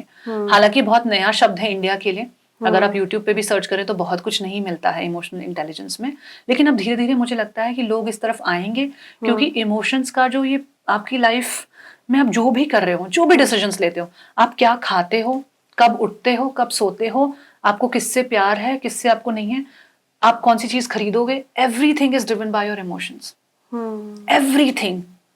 आप कोई भी ऐसा डिसीजन नहीं है जो आप इमोशन के बिना ले रहे हो। Okay, right. सिर्फ सुबह ब्रश करने को छोड़कर मुझे नहीं लगता कोई भी ऐसा डिसीजन है, क्योंकि इतना कुछ भी हमारी हैबिट में आज तक नहीं आया। टाइम से उठना तक हमारी हैबिट में नहीं आया आज तक। बाकी तो चीजें आप छोड़िए, एक्सरसाइज करना, खान पान का डिसिप्लिन, कुछ भी हमारी हैबिट में नहीं है। जब वो हैबिट बन जाती है, आपकी बीइंग का पार्ट बन जाता है, तो शायद उसमें कोई इमोशन ना आए। जैसे कि ब्रश करना, मैं नहीं सोचती हूँ मुझे क्या लगेगा, तो सुबह सीधा हाथ जाता है बाथरूम में और आप ब्रश करते हो और आप आते हो, आप दिमाग नहीं लगाते हो। बट लाइफ का इसके अलावा कोई भी डिसीजन सब इमोशन से गवर्न्ड है। तो if you don't know your emotions deeply, तो आपकी इमोशनल हेल्थ और मेंटल हेल्थ ठीक नहीं हो सकती है। सो that is why I now work in this space. और अब मैं बहुत ज्यादा ड्रिवन हूँ इस स्पेस में काम करने के लिए। मैंने अपनी लाइफ में बहुत कुछ ट्रांसफॉर्म किया है, तो मुझे लगता है कि बहुत सारे लोग अब कहाँ पे स्टक है, मैं बहुत क्लियरली देख पाती हूँ जब मैं उनसे बात करती हूँ। जैसे मैं उनसे बात करती हूँ, अगर मेरे साथ कोई 1-on-1 कोचिंग करने आता है, कोई एक सेशन करता है, तो मुझे दिखता है ये कहाँ पे स्टक है। अच्छा। आप उनसे कुछ सवाल पूछते हो, कुछ आधा घंटा 40 मिनट्स बात करते हो, तो आपको समझ में आ जाता है इनका क्या बिलीफ सिस्टम है, कौन से बिलीफ्स ने इनको पकड़ा हुआ है, क्या लिमिटिंग बिलीफ्स हैं, क्या इनकी थॉट है, कौन से इमोशनल होके कैसे डिसीजंस लेते हैं, इनकी कौन सी प्रोग्रामिंग हो रखी है, नॉर्मल थॉट पैटर्न क्या है, तो इनके लाइफ के क्या पैटर्न्स है डिसीजंस के। तो अब ये सब चीजें आपको समझने लगती हैं, तो फिर देन आई कैन टेल कि हाँ ये कहाँ पे स्टक है, कैसे स्टक है और क्यों स्टक है। तो अगर हम वो समझ जाएं, क्योंकि मैंने अपनी लाइफ में खुद ट्रांसफॉर्म किया, बाकी जिन लोगों के साथ काम किया उनकी लाइफ में ट्रांसफॉर्मेशन क्रिएट हो रहा है, तो मुझे वहां से दिखता है कि हम बहुत सारी बड़ी बड़ी चीजों में फंसे भी नहीं हुए हैं। बहुत सारी छोटी छोटी चीजें जिसमें हम इतने डीपली फंसे हुए हैं। मतलब it's not too many problems, but it's just a few problems और टू डीप। तो क्या ज्यादा प्रॉब्लम्स, क्या लगता है आपको, क्या सबसे ज्यादा प्रॉब्लम्स होती है? यार ज्यादातर मुझे लगता है कि हमारे जो बिलीफ सिस्टम है ना, वो बहुत हिले डुले हुए हैं। क्योंकि हमारे बिलीफ सिस्टम में, जैसे आजकल एक जो बहुत कॉमन पैटर्न में देखती हूँ, वो लोगों को है कि उनका जो सेल्फ टॉक है ना, वो बहुत नेगेटिव है। मतलब खुद से जो अपने बारे में सोचते हैं, अपने बारे में फील करते हैं। आप किसी से पूछो, आप मुझे अपनी 5 क्वालिटीज बता दो, तो इंसान 5, 10, 15 मिनट लेगा, हो सकता है उससे ज्यादा भी ले ले। आप 5 कमियां पूछो, अभी बता देंगे, मेरे बाल ऐसे हैं, मेरा ये ऐसा है, मेरा वो ऐसा है। तो negative self talk is so much there. एक सबसे बड़ा तो ये है कि हम अपने आप को कहीं ना कहीं कम आंकते हैं, कम मानते हैं। जैसे आपने मुझे बोला कि ये मत बोलो कि ये नहीं हो रहा, तो ये सेल्फ नेगेटिव टॉक। हाँ, जैसे आपने कहा ना कि अभी हो नहीं रहा है, अभी आ नहीं रहा है, it's okay, that can be your question, क्योंकि जब आप एक प्रोसेस में हो तो आप आउटकम्स भी चाहते हो, सवाल हो सकता है, लेकिन उसको एक ऐसी एनर्जी से पूछना और ऐसी एनर्जी डालना जो लैक से आ रही है, स्कैसिटी से आ रही है, एक बेचैनी से आ रही है, तो उसमें फिर जो आउटकम होगा, जो फ्रीक्वेंसी होगी उसकी, उस थॉट की जो फ्रीक्वेंसी बाहर जाएगी, वो बेचैनी की होगी, वो अभाव, स्कैसिटी की होगी, लैक, कमी की होगी। तो आप कमी की वाइब्रेशन से कुछ भी डालोगे तो आप कमी ही अट्रैक्ट करोगे। आप समझ रहे हो मैं क्या बोल रही हूँ? right. तो इस तरह से हम लोगों के ना कुछ कुछ जो बिलीफ पैटर्न्स हैं, कुछ कुछ बात करने का तरीका है, माइंडसेट है, डिसीजन मेकिंग है, वो कुछ कुछ पैटर्न्स में स्टक हैं। हम जब उन्हें अनलॉक कर देते हैं तो आसान हो जाता है अपनी लाइफ में ये बिलीव कर पाना कि मैं कुछ भी कर सकती हूँ, या एनीथिंग इज पॉसिबल, या good things are meant for me, I deserve good things. ये बोलना और जेन्युइनली अपने एक एक सेल में, बॉडी के एक एक पार्ट में फील कर पाना आसान हो जाता है when you get unstuck at those places. कुछ ऐसी प्रैक्टिस जो आप हमारे व्यूअर्स को बताना चाहो कि अपने इमोशंस को, क्योंकि मतलब इमोशन से मैं तो ये समझती हूँ कि अपना एंगर या किसी को बहुत प्यार करना, और मतलब जो भी हमारे एक्सप्रेशंस हैं उनको मैनेज करना, या कभी कभी खुद को भी होता है ना कि हमें अपने को एक्सप्रेस करना नहीं आ रहा है कि मैं कैसा फील कर रही हूँ। ओके, तो ये आई थिंक ये सब चीज़ें भी इमोशंस से ही बिल्डअप होती हैं। तो ये कुछ ऐसी चीज़ें हैं कि हमारे व्यूअर्स, मुझे लगता है काफ़ी सारे लोग ऐसे होंगे जो नहीं एक्सप्रेस कर पाते हैं, जिन्हें पता ही नहीं है कि ये भाई मेरे इमोशंस हैं। ये एक्चुअली दो तरह की चीजें होती हैं दिव्या इसमें। कुछ लोग या तो बहुत एक्सप्रेसिव होते हैं अपने इमोशंस को लेके कि एंगर आ रहा तो सब चीजें तोड़फोड़ कर दी, सब लोगों से झगड़ा कर लिया, एक बात का गुस्सा था कहीं से सब पे निकाल दिया, या तो उस तरह के लोग होते हैं, या तो ऐसे होते हैं कि एंगर आ रहा है तो सप्रेशन में चले गए, अंदर ही घुसा लिया, उसको अंदर घोंट लिया, क्योंकि अच्छी लड़कियां ऐसा नहीं करती, माँ को ये नहीं बोलना चाहिए, पिता को ये नहीं करना चाहिए। उन बिलीफ से हम इतने जकड़े हुए हैं कि हम अपने उस एंगर को एक हेल्दी वे में इमोट आउट भी नहीं कर पाते हैं। सो ये दो एक्सट्रीम्स में हम लोग फ्लक्चुएट कर रहे हैं। तो सबसे पहले तो आपको ये फील करना है कि अब जो भी आपका एक्सप्रेशन है, चाहे वो प्लस साइड में है, चाहे वो माइनस साइड में है, चाहे वो ओवर एक्सप्रेशन की तरफ है या सप्रेशन की तरफ है, किसी भी इमोशन का, चाहे एंगर ले लीजिए, चाहे हम गिल्ट की मैं बात कर रही थी, शेम की बात कर रही थी, लव की बात कर रहे हैं, दोनों एक्सट्रीम्स में से कहीं पे भी है। सबसे पहले तो आप ये देखिए कि उसका आउटकम क्या है। What do you feel after doing it? Do you feel good after doing it? आप जेन्युइनली सबसे पहले तो ये खुद के साथ बैठ के सोचिए, क्योंकि जब कोई हमारे साथ कुछ गलत कर देता है, गुस्सा आता है, तो हमें लगता है मैंने बिल्कुल सही किया, मुझे अच्छा लग रहा है, मुझे अच्छा लग रहा है, और ये डिजर्व करता है मुझसे सुनना, या ये डिजर्व करती थी ये, तो इसलिए मैंने किया, ये तो बनता था। ठीक है, ये तो हो गया बनता था कि मतलब ये तो आप ऑटोमेटिक बिहेवियर में जी रहे हो कि ऐसा होना चाहिए तो ऐसा हो रहा है तो ठीक हो रहा है। एक तो ये हो गया, और दूसरी चीज ये है कि आप उस दिन, उस शाम, अगली शाम, अगले दिन, एक हफ्ते बाद बैठकर ये सोचिए कि जेन्युइनली आपको उस मोमेंट पे क्या फील हुआ, फिजिकली क्या फील हुआ, बॉडी में कुछ गर्माहट सी फील हुई, आवाज में एक तेजपन फील हुआ, बॉडी लैंग्वेज आपके काबू में नहीं थी, हाथ को ऐसे नहीं जाना चाहिए था, ऐसे जा रहा था, चीज फेंकनी नहीं चाहिए थी, आपने फेंक दी। क्या फील क्या किया आपने, फिजिकली क्या फील किया, आसपास आपने किस तरह से फील किया, अपने अंदर आपकी सांस कैसी थी। क्योंकि जब आप धीरे धीरे इस चीज को नोट करना शुरू करेंगे, जैसे आज अगर मैं अभी जरा भी मतलब दिव्या गुस्से से बात करती हूँ या तेज बात करती हूँ, नेचुरल मेरा फ्लो थोड़ा तेज बात करने का है, तो मुझे उसी वक्त पे समझ में आ जाता है कि मेरी सांस ठीक नहीं चल रही है। मतलब क्योंकि वो इनग्रेन हो गया, वो पार्ट ऑफ क्या बोलेंगे, बीइंग आ गया है, कि मेरे बीइंग का ये पार्ट है कि मुझे पता चलता है मेरी सांस कब ठीक नहीं चल रही। तो हमारे योग में सर कहा करते थे कि सबसे बड़ा इंडिकेटर जो आपकी हेल्थ सही नहीं जा रही है, किसी भी बॉडी के किसी भी पार्ट में कोई प्रॉब्लम आ रही है, सबसे बड़ा इंडिकेटर है कि आपकी सांसें ठीक नहीं रहेंगी।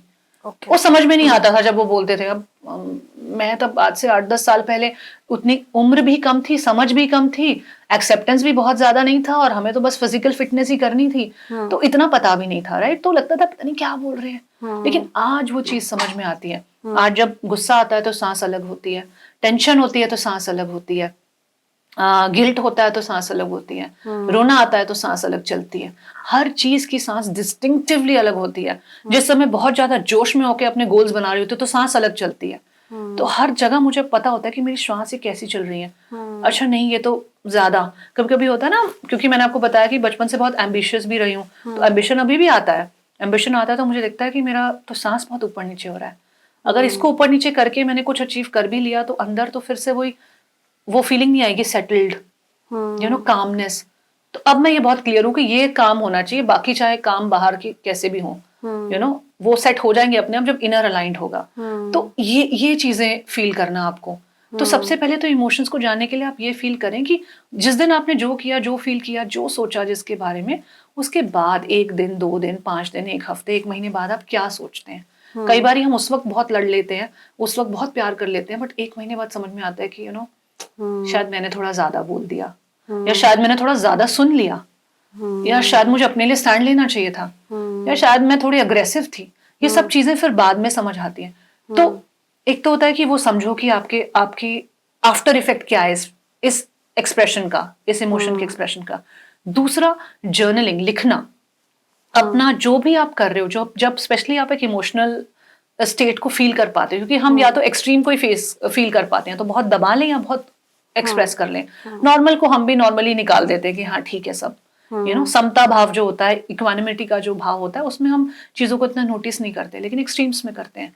तो जरूर आप ये पॉइंट बनाएं कि आप लिखें कि क्या क्या हुआ, क्या क्या लगा, क्योंकि कभी कभी आजकल हम इतने डिल्यूजनल भी हो गए हैं कि हम वो बातें भी सुनने और सोचने लगते हैं जो शायद उस वक्त कहीं नहीं गई थी।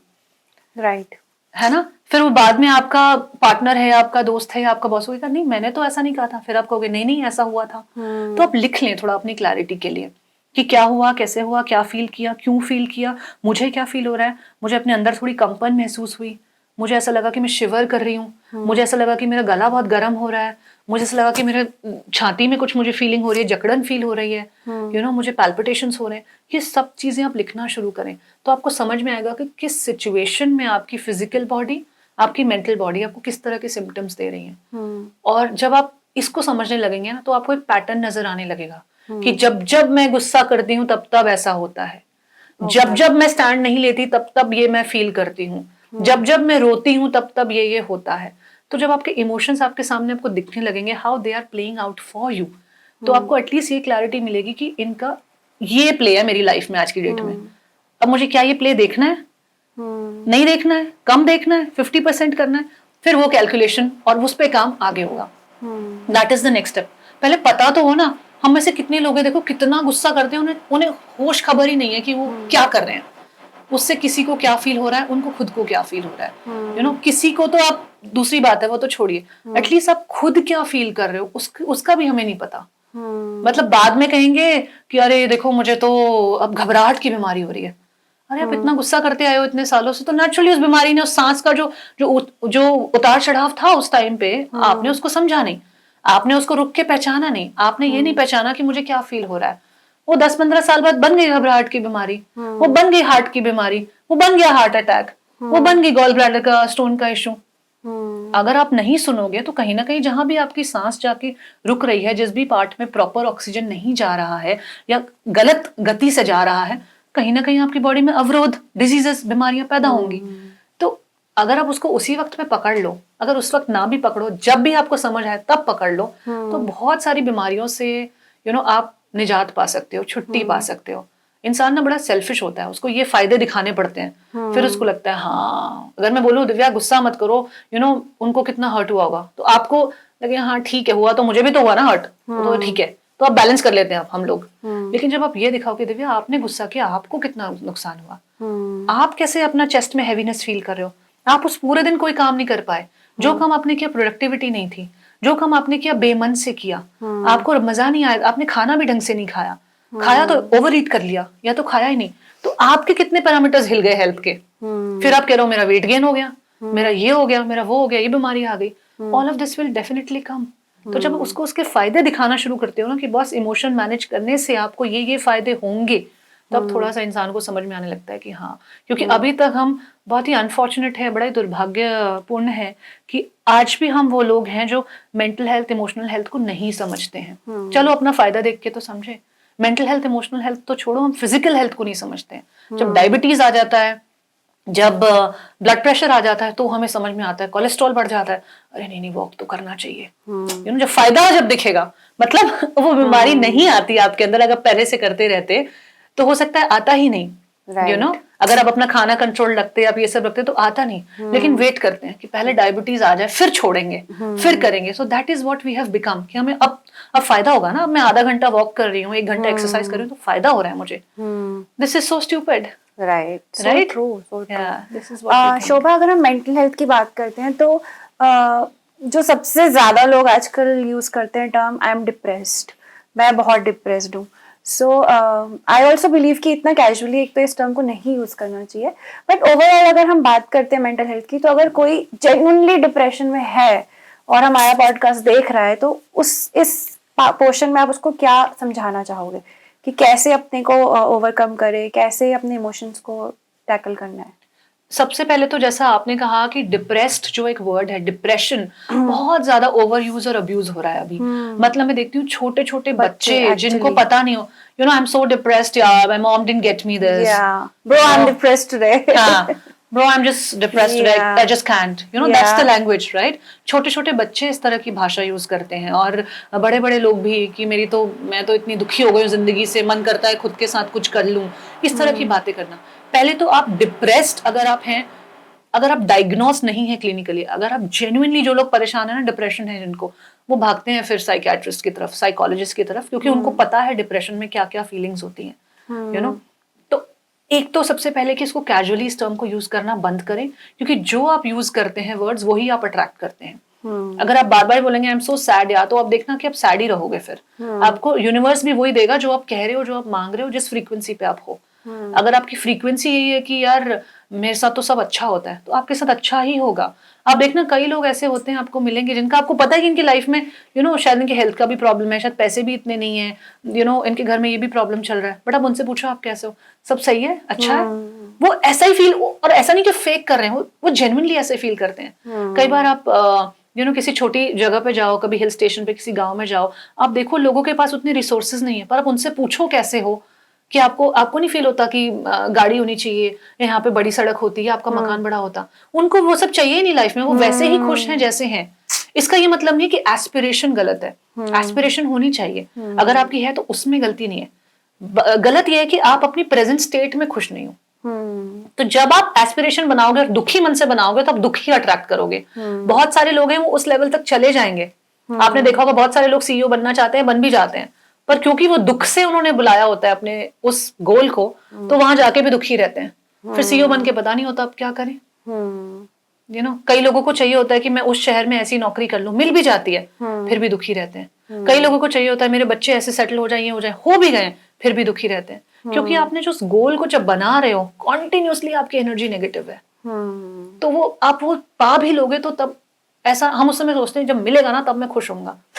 खुश आपको उसी वक्त होना है जब आप गोल बना रहे हो, जब आप वो कर रहे हो, तो ही आपको, यू नो, तभी आप उस एनर्जी से उस गोल को अट्रैक्ट करोगे. तो वहां जाके भी आपको पता होगा खुश कैसे होना है. ये दो बिल्कुल अलग बातें हैं, यू नो. तो हमको आई थिंक खुश रहना नहीं आता. जो लोग आज ये पॉडकास्ट देख रहे हैं और जो जेन्युइनली डिप्रेस्ड है, मैं उनसे यही कहना चाहूंगी कि आप अगर आप अफोर्ड कर सकते हैं तो प्लीज किसी मेंटल हेल्थ प्रोफेशनल से मिलिए, क्योंकि हम अपने परिवार में, फ्रेंड्स के साथ अपना मन हल्का कर सकते हैं, लेकिन एक अनबायस्ड ओपिनियन हमें नहीं मिल पाता है, यू नो. क्योंकि कुछ ना कुछ आपकी मदर है, कुछ आपके लिए सॉफ्ट कॉर्नर रखेंगी, या तो आपको थोड़ा हार्श हो जाएंगी कि कहीं ये, यू नो, मैं इसको सॉफ्ट बोलूंगी तो कहीं ये और नाजुक ना बन जाए, तो मैं थोड़ा हार्श रहूं. तो वो हमेशा ना एक लेंस के थ्रू ऑपरेट करेंगे, वो वैसा नहीं अनबायस्ड आपको नहीं देख पाएंगे. आपकी फ्रेंड भी होगी, जैसे आपके फ्रेंड्स होते हैं, आप शेयर करते हो मेरा ब्रेकअप हो गया यार, तो ये कहते हैं यार वो ही बेकार है.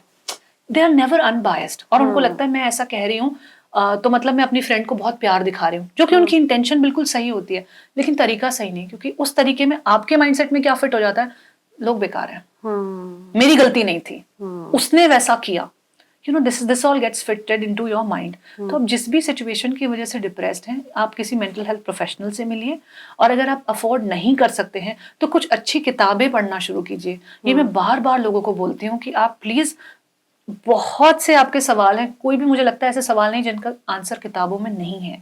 अगर आप इतनी मेहनत नहीं कर सकते कि आप किताबें भी नहीं पढ़ सकते, अच्छा आप अफोर्ड भी नहीं कर सकते हो मेंटल हेल्थ, कोई बात नहीं, आप ऑडियो बुक्स सुनना शुरू कीजिए. अच्छा आप इतने आलसी हो कि आप वो भी नहीं कर सकते, फिर तो आई थिंक कोई रास्ता नहीं है आपके लिए. फिर तो आप जहाँ हैं, जो हैं, उसी को अपना मान लीजिए कि मेरी यही स्थिति और मेरी लाइफ में कुछ नहीं हो सकता. मतलब यू कैन नॉट से कि मैं एफर्ट भी नहीं करूंगा, मेरे पास तो पैसे भी नहीं है। कुछ तो करोगे आप। अगर हमारे पास सपोज कीजिए पैसे नहीं थे तो हमने मेहनत की पैसा कमाए, राइट?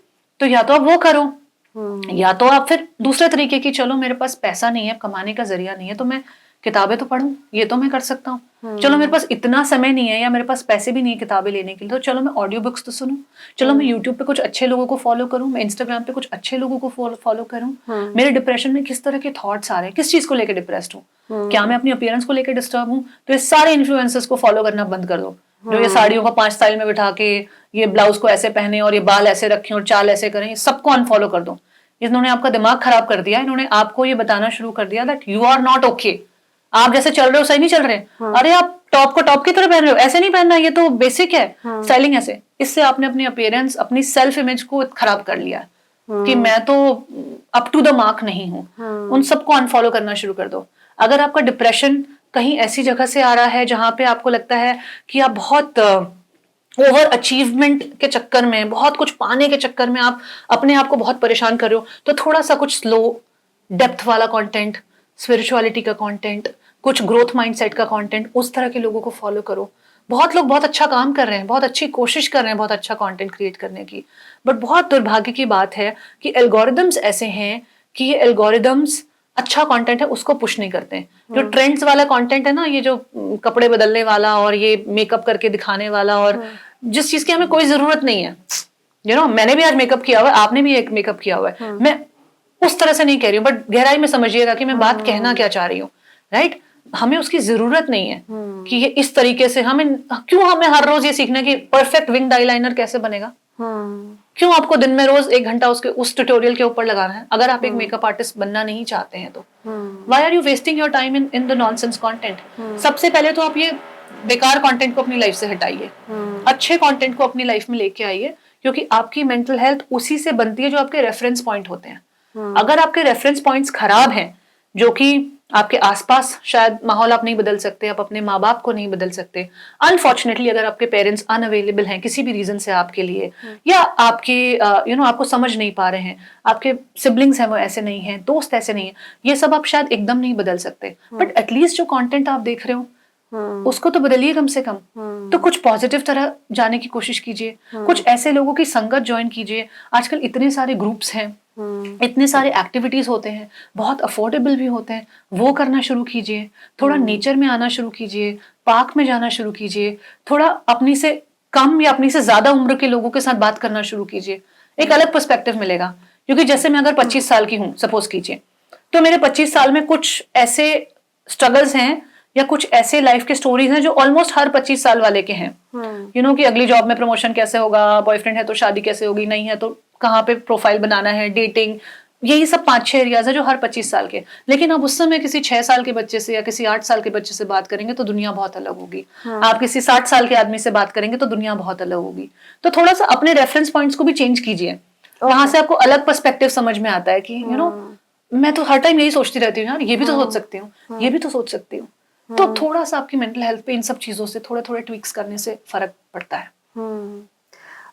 शोभा, जब से मैं आपको जानती हूँ मैंने ये देखा है, ऑब्जर्व किया है कि एक रूटीन फॉलो करना बहुत जरूरी है, and you are always like this कि very particular about time and all. लेकिन ये हर कोई नहीं कर पाता है। मतलब मैं खुद भी कोई चीज सोचती हूँ यार ये इतने बजे ही खाना है, रूटीन बनानी है, तो एक टिप आप क्या दोगे व्यूअर्स को कि कैसे एक रूटीन में आया जाए? हाउ इम्पोर्टेंट इट इज, कितना हेल्प करता है एक रूटीन में आना? देखो, जब तक आप रूटीन को ऐसे बनाना चाहोगे कि ऐसा होना चाहिए कि लंच तो 1 बजे होना चाहिए, तब आप रूटीन नहीं सेट कर पाओगे। जब तक आप उसके पीछे भागोगे ना कि कैसा होना चाहिए, क्योंकि कैसा होना चाहिए सबके लिए अलग अलग है। आप किससे ज्यादा कनेक्ट करते हो, और उससे ज्यादा पहले आप खुद से कैसे कनेक्ट करते हो। जब आप 3 बजे लंच करते हो और 11 बजे डिनर करते हो तो आपको कैसा फील होता है? क्या फील होता है आपको? क्या आप सो पाते हो? क्या आपको, और अब तो हम उस एज में आ गए कि एसिडिटी और ये अंदर इनडाइजेशन, गैस्ट्रिक इश्यूज, बॉडी तो अब तो इतने आपको वो दे रही है संकेत, इतने आपको मार्कर्स दे रही है बार बार कि boss I am not at ease, मेरे को भारी लग रहा है, मुझे ब्लोटिंग हो रही है, मुझे गैस बन रही है, मुझे अब तो बॉडी इतने संकेत देने लगती है। जब हम थोड़े छोटे होते हैं, 20s में होते हैं, अर्ली 20s में, तो बॉडी थोड़े कम सिग्नल देती है, देती तब भी है, जो लोग खुद से कनेक्टेड होते हैं वो तब भी सुन लेते हैं सिग्नल्स, पिंपल्स आने लगेंगे, तो बॉडी आपको बता रही है कि I am not okay with what you are doing with your life. तो आप अपने सिग्नल्स को ही नहीं सुन रहे हो, फिर कल को ये आईबीएस की बीमारी बन जाएगी, एसिड रिफ्लक्स बन जाएगा, गर्ड बन जाएगा, किसी और ऑर्गन में तो कोई और बड़ी चीज बन जाएगी। तो रूटीन मुझे इतने बजे सेट करना है। अगर आप जब तक ये देखोगे कि हाँ परफेक्ट क्या है, हमने एक डाइटिशियन से ले लिया या हमने अपने 2 अच्छे जो फ्रेंड्स हैं या जो लोग सक्सेसफुल हैं उनका टेम्पलेट निकाल लिया कि भाई वो इतने बजे उठते हैं, इतने बजे खाते हैं, इतने बजे सोते हैं, इतने बजे नहाते हैं, व्हाटएवर, अब मुझे यही करना है, उसको मत फॉलो करो। That will never work for you, क्योंकि हमेशा आपको प्रेशर लगेगा कि आपको लगेगा ये परफेक्ट मैंने एक टेम्पलेट ले लिया, मुझे इसको मीट करना है ना। आप ये देखो आपकी बॉडी आपको क्या बता रही है। अगर आपको 3 बजे लंच करके आप नहीं फील ठीक, तो मतलब that is not for you. तो आप खुद के साथ सबसे पहले खुद से कनेक्ट करो। कोई भी आप रूटीन बनाओगे, जब तक आप उसमें रेजिस्टेंस रखोगे, जब तक आप उसे किसी परफेक्ट टेम्पलेट से लेके आना चाहोगे, हमेशा आपका मन रेजिस्ट करेगा, हमेशा रेजिस्ट करेगा। तो पहले तो खुद से कनेक्ट करो। खुद से कनेक्ट करने के बाद फिर आप अपने लिए जो बेस्ट है वो सेट करो। भाई अब अगर आप आध्यात्म के हिसाब से जाओगे तो सुबह 8 बजे से पहले पहले ही ब्रेकफास्ट कर लेना चाहिए। अगर आप किसी और डॉक्ट्रिन के उससे जाओगे या किसी और स्पिरिचुअल गुरु के हिसाब से जाओगे तो दिन में 2 ही बार खाना चाहिए। आप किसी और से सुनोगे तो ओमैड 1 मील अ डे चलना चाहिए। फिर आप कोई और तरीका ले आओगे तो जी कीटो पॉपुलर है, इससे बड़ा वेट लॉस हो रहा है। तो दुनिया में बहुत कुछ चल रहा है। What is working for you, you will only know that once you know yourself. एक तो ये है। दूसरा कि आप जब रूटीन पे नहीं स्टिक कर पाते हो, जो आप खुद के लिए सेल्फ डिजाइन करते हो, ठीक है, आप उस पर भी नहीं स्टिक कर पाते हो, तो इसका मतलब कहीं ना कहीं आप कंफर्ट जोन में बिल्कुल चिपक के बैठे हुए हो। You don't want to leave the comfort zone. और कंफर्ट जोन को एकदम से, it's not like a light switch bulb की आपने फट से स्विच चला बल्ब ऑन हो गया। कंफर्ट जोन को आप अगर वैसे निकलोगे तो 1 हफ्ता 2 हफ्ता 1 महीना 2 महीना कर लोगे, फिर नहीं कर पाओगे, क्योंकि वो इतना पुश करके वो इतने टाइम तक ही हो सकता है। फिर आप वापस अपने उसमें आ जाते हो, क्योंकि आप अंदर, क्योंकि आपका इनर अभी तक अलाइन नहीं है। आपने लड़ झगड़ के, आपके दिमाग ने आपके दिल को कह दिया कि कल से हमें 5 किलोमीटर दौड़ लगानी है। दिमाग और दिल ने लड़ाई कर ली, एक गोल बना लिया, आप उस लड़ाई के बीच में आप रोज अपना भाग रहे हो, अपना रोज गोल के पीछे चल रहे हो, लेकिन वो लड़ाई अंदर रोज चल रही है। रोज उठते हुए तकलीफ हो रही है, भागते हुए तकलीफ हो रही है, आते बाद तकलीफ हो रही है, खाने में ये नहीं खाना पड़ेगा, क्यों नहीं तो मन कर रहा है, हर वक्त तकलीफ में हो आप, तो अंदर एक इंटरनल लड़ाई है। तो कैसे रूटीन, कब तक? कभी लड़ाई में मन जीतेगा, कभी लड़ाई में आपका दिमाग जीतेगा, पर हारोगे तो आप ही। मन जीतेगा तो भी आप हारोगे, दिमाग जीतेगा तो भी आप हारोगे, यानी कि आप दौड़ने चले गए तो भी आप हार रहे हो। ऐसा लग सकता है कि वो मैंने देखो 5 किलोमीटर आ गया मेरी घड़ी के अंदर, मैं तो आज सक्सेसफुल। नो, हार तब भी आप रहे हो, क्योंकि कहीं ना कहीं आप मार रहे हो अपने आप को। और अगर आपका मन जीत गया कि यार आज तो चाट पापड़ी खा लेते हैं, आज छोड़ो जाने दो, तब भी आप हारे हो। तो आपकी हार दोनों तरफ है, क्योंकि इनर अभी तक अलाइन नहीं है। मन और दिमाग आपस में एक बात नहीं बोल रहे। जब तक वो एक बात नहीं बोलेंगे, कोई रूटीन सेट नहीं हो पाएगा, कुछ भी मेथड लगा लो दुनिया का। सो कंफर्ट जोन से बाहर आने का जो मेरा स्ट्रेट फॉर्मूला है, जो मैं अपने क्लाइंट्स को भी बताती हूँ, कि आप बहुत छोटी शुरुआत करो। आप 10% से शुरू करो। आप अपने कंफर्ट जोन को 0 से 100 नहीं लेके जाओ, 0 से 5, 10 ऐसे लेके जाओ। अगर आप मानिए 3 रोटी खाते हैं, तो आप ये मत सोचिए कि सही डाइटिशियन ने बोला है या दुनिया के टेम्पलेट्स है कि 1 रोटी खाएंगे तो सही रहेगा। आप 3 से 1 पे मत आइए, आप 3 से 2.5 पे जाइए। आप 1-2 महीने उतना ही करो। क्या होगा? गोल नहीं पूरा होगा ना, कोई बात नहीं। गोल हमें क्यों करना है 3 महीने में अचीव? हम 2 साल में करेंगे ना। हम ऐसे करेंगे कि सस्टेनेबल रहे। ठीक है, आप 3 से 2.5 पे आओ, तब आपका ना ही मन, आप मारोगे उसे कि वो तो चाहता था, अब आपने उसे इतना ही लिया जितना वो दे सकता है आपको, कि हाँ यार तू डिजर्व करती है यार, इतना तो मैं तेरे को दे सकता हूँ, तू मुझे इतना तंग नहीं कर रही, मैं तकलीफ में नहीं हूँ आधी रोटी छोड़ने पर। मन आपको दे देगा, दिमाग भी अलाइंड है कि चलो धीरे धीरे मैं प्रोग्रेस कर रहा हूँ जहां मुझे जाना है। आपकी बॉडी भी अलाइन हो जाएगी, क्योंकि आप 1-2 महीने में देखोगे बॉडी को 2.5 रोटी की आदत हो जाएगी। राइट, फिर आप उसके बाद 2 पे जाओ, धीरे धीरे छोटे छोटे स्टेप्स लो। और ये चीज हर चीज में करो। अगर आपका एक्सरसाइज में मन नहीं लगता है, 10 मिनट से शुरू करो, सिर्फ 10 मिनट भी नहीं हो रहा, 5 मिनट से शुरू करो। सिर्फ बेसिक स्ट्रेच की, मैं अपने थोड़े टोस टच कर लूं, थोड़ा हाथ को एक्सपैंड कर लिया, रोटेशन कर लिया, बस यही है मेरा routine. Only 5 minutes, only 10 minutes, नहीं करना मुझे। शुरू के 2, 4, 5 हफ्ते, 2 महीने इतना ही करो, मत करो कुछ और। फिर आपका ऑटोमेटिकली जब मन और दिमाग एक हो जाएगा ना, तो मन करेगा कि यार 10-15 मिनट कर लेते हैं, 20 कर लेते हैं। तो आपकी बॉडी भी, क्योंकि अब जो आपके जोड़ खुलने लगे हैं, जब आप नीचे झुकने लगे, पहले दिन तो आप घुटने तक ही जा पाओगे, अब आप दोनों अपने टोज को टच कर पा रहे हो, लगेगा यार अब 30 नहीं यार 50 कर लेते हैं। तो अंदर से वो एक इनर इंस्पिरेशन पैदा होगी। ये बाहर से मोटिवेशन ये सब फेक है, ये सब बकवास की मोटिवेशन से हम अपना दिमाग भर लेते हैं और फिर अपने आप से लड़ते रहते हैं कि यार मैं कितनी बेकार हूँ, मेरे से ये भी नहीं होता, देखो हमने 4 लोगों ने सुना था बाकी 3 तो कर रहे हैं, मेरे अंदर ही कमी है। Just your heart and your mind are not aligned. इनको एक करना है, इनसे लड़के कुछ भी नहीं करना है। अगर इनसे लड़के आपने कर भी लिया तो भी आप हार रहे हो, नहीं किया तो आप हार तो रहे थे, तब तो आप वैसे ही जहां पे हो वहीं पे हो, right. So you have to unite these two. जब ये दो एक हो जाते हैं ना, फिर मैजिक होता है। फिर वहां से रियल ग्रोथ, रियल प्रोग्रेस। फिर आपको पूछना नहीं पड़ेगा कि मैं कैसे करूं, वो हो जाएगा फिर अपने, वो आपका आपके पार्ट बन जाएगा, आपका एक हिस्सा बन जाएगा। You know, it's like that. तो ये जैसे कहते हैं कि 21 डेज में कोई भी आप हैबिट फॉर्म कर लेते हो, तो ये क्या कॉन्सेप्ट है? And someone who is willing to change और ट्रांसफॉर्म अपनी लाइफ को करना चाह रहा है, तो उसके लिए हमें क्या बेसिक चीजें लाइफ में करनी ही चाहिए? लाइक अगर रूटीन में ये चीज आप करो ही करो, वॉक कहते हैं जैसे, या कुछ भी करो, तो क्या करना क्या है लाइफ में? सबसे पहले तो जो इंसान जेन्युइनली विलिंग टू ट्रांसफॉर्म है ना, वो कभी भी आपको 21 डेज के पीछे भागते हुए नहीं दिखेगा। वो कभी ये बातें नहीं करेगा कि मैं 21 दिन करूंगा तो ये हो जाएगा तो वो हो जाएगा। ये सब जो बनाते हैं ना, ये नंबर्स बना देना, ये मॉडल बना देना, ये वही लोग बनाते हैं जिनको विलिंगनेस अंदर से कंफर्म नहीं है। एक मेंटल लेवल पे गोल है लेकिन अंदर इनर हार्ट लेवल पे यूनाइटेड नहीं है दोनों गोल्स। तो वही ये सब तरह के नंबर बनाते हैं और फिर मॉडल्स देते हैं। एक तो 21 days also, there is another author जिन्होंने लिखा है 66 डेज लगते हैं, 21 नहीं। अच्छा, ओके। हाँ, उन्होंने 66 बोला है, जो मुझे लगता है ज्यादा प्रैक्टिकल है, because 21 days I also feel कि थोड़ा कम है, राइट। अब जैसे जेन्युइनली अपनी लाइफ में कुछ ट्रांसफॉर्मेशन करना है, पहली बात तो सबसे पहले क्लैरिटी लेके आओ कि क्या ट्रांसफॉर्मेशन करना है। और जैसा हम अभी बात कर रहे थे कि भाई 100% ट्रांसफॉर्म मत करो, कि मेरा न्यू ईयर गोल लोग कैसे बनाते हैं कि मुझे वेट भी लूज करना है, मुझे डाइट भी ठीक करनी है, मुझे अपना सोशल सर्कल भी ठीक करना है, मुझे अपनी ड्रिंकिंग हैबिट्स को भी कम या ज्यादा करना है, व्हाटएवर। ये आप 20 गोल्स मत बनाइए, एक गोल से शुरू करो, सिर्फ एक। वो कुछ भी हो सकता है, वो अपना ईटिंग पैटर्न्स ठीक करना हो सकता है, अपने रिश्ते इंप्रूव करना हो सकता है, किताब पढ़ना हो सकता है, वेट लूज करना हो सकता है। जो भी आपका, सिर्फ एक गोल बनाइए और बिल्कुल क्लैरिटी से लिखिए कि ये मेरा गोल है, और उस गोल से डीपली कनेक्ट कीजिए। 10 किलो वेट लूज करके क्या होगा, पहले आप वो सोचो तो सही, आपको क्या लगेगा, पहले फील करो। अच्छा, मैं 10 किलो वेट लूज करूंगी तो मुझे ऐसा फील होगा। अच्छा, ऐसा फील होगा तो उससे क्या फायदा होगा, होगा क्या उससे? अच्छा, उससे ये होगा। डीपली जाओ। आप डेप्थ में जाते जाते जब बॉटम पे पहुंचेंगे ना, तो आपको समझ में आएगा कि इस गोल की आपकी लाइफ में इंपॉर्टेंस कितनी है। अभी हम क्या कर रहे हैं, गोल्स बना रहे हैं ऊपर ऊपर, हमें इंपॉर्टेंस नहीं पता उसकी कितनी है। जब तक आपको इंपॉर्टेंस नहीं पता होगी आपके गोल की, आपके एक एक बॉडी के सेल को, एक एक आपकी बॉडी के अंग को पता होना चाहिए कि उसकी कितनी इंपॉर्टेंस, तभी तो सारे साथ में मिलके काम करेंगे ना भाई। आपने मेंटल लेवल पे बना लिया गोल, दुनिया के सामने बता दिया गोल, अभी अंदर आपके सेल्स कुछ और काम कर रहे हैं, ऑर्गन्स कहीं और काम कर रहे हैं, उनके साथ ही कम्युनिकेशन नहीं हुआ है, राइट। तो उनके साथ कम्युनिकेट करो कि ये करने से क्या होगा, अच्छा ये होने के बाद फिर क्या होगा, ये हो जाएगा तो फिर क्या होगा, ये होगा तो फिर क्या होगा। बॉटम रीजन पे पहुंचो कि असली रीजन है क्या मेरा वेट लूज करने का।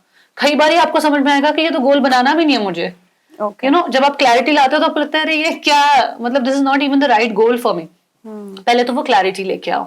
जब आप वो क्लैरिटी लेके आते हो तो छोटे छोटे स्टेप्स लो। Like I said, if you want to lose 10 kgs then don't put a time frame to it. ये मत सोचो कि मुझे 2 महीने में करना है या 3 महीने में करना है, या मुझे दिन में 3-3 घंटे एक्सरसाइज करना है, क्योंकि वो सस्टेनेबल नहीं है अगर आप नहीं करते हो तो। अगर आप ऐसे इंसान हो जो एक्सरसाइज फिजिकली एक्टिव हैं तो एक अलग बात है, तो आप अपने गोल को और थोड़ा एक्सटेंड कर सकते हो कि मैं 40 मिनट्स करता हूँ तो मैं चलो 1 hour कर सकता हूँ। But if you starting from zero, then let your mind, body, heart, let everything be at zero and give it only 10% push. उसको उतना ही पुश करो जिसमें वो आपके साथ झगड़ा ना करे, आपका दिल आपसे लड़ाई ना करे कि यार फिर से तुम आज मुझे टॉर्चर करने पे आ गए हो, आपका माइंड ना लड़ाई करे कि देखो यार लूज करना तो जरूरी है, मुझे बीमारी आ रही है, मेरा करियर में प्रॉब्लम हो रहा है, मेरे लेथार्जी आ रही है शरीर में, तो दिल दिमाग लड़ाई कर रहे हैं। This fight you have to make sure कि ये नहीं होनी चाहिए। अंदर से 2 बातें नहीं आनी चाहिए, अंदर से एक बात आनी चाहिए, और पूरी बॉडी के एक एक सेल को उस एक बात पे जोर लगाना चाहिए कि ये करना है यार। तो that is where you have to set your goal in that manner, उतने पैशन के साथ। फिर जैसे ना एक और बड़ा फैंसी वर्ड है कि यार मुझे किक नहीं मिल रही है, यार मुझे अंदर से वाइब नहीं आ रही है, तो इसीलिए नहीं आ रही ना। उसके लिए हमें क्या करना है अपने को पुश करने के लिए कि ओके लेट्स डू इट।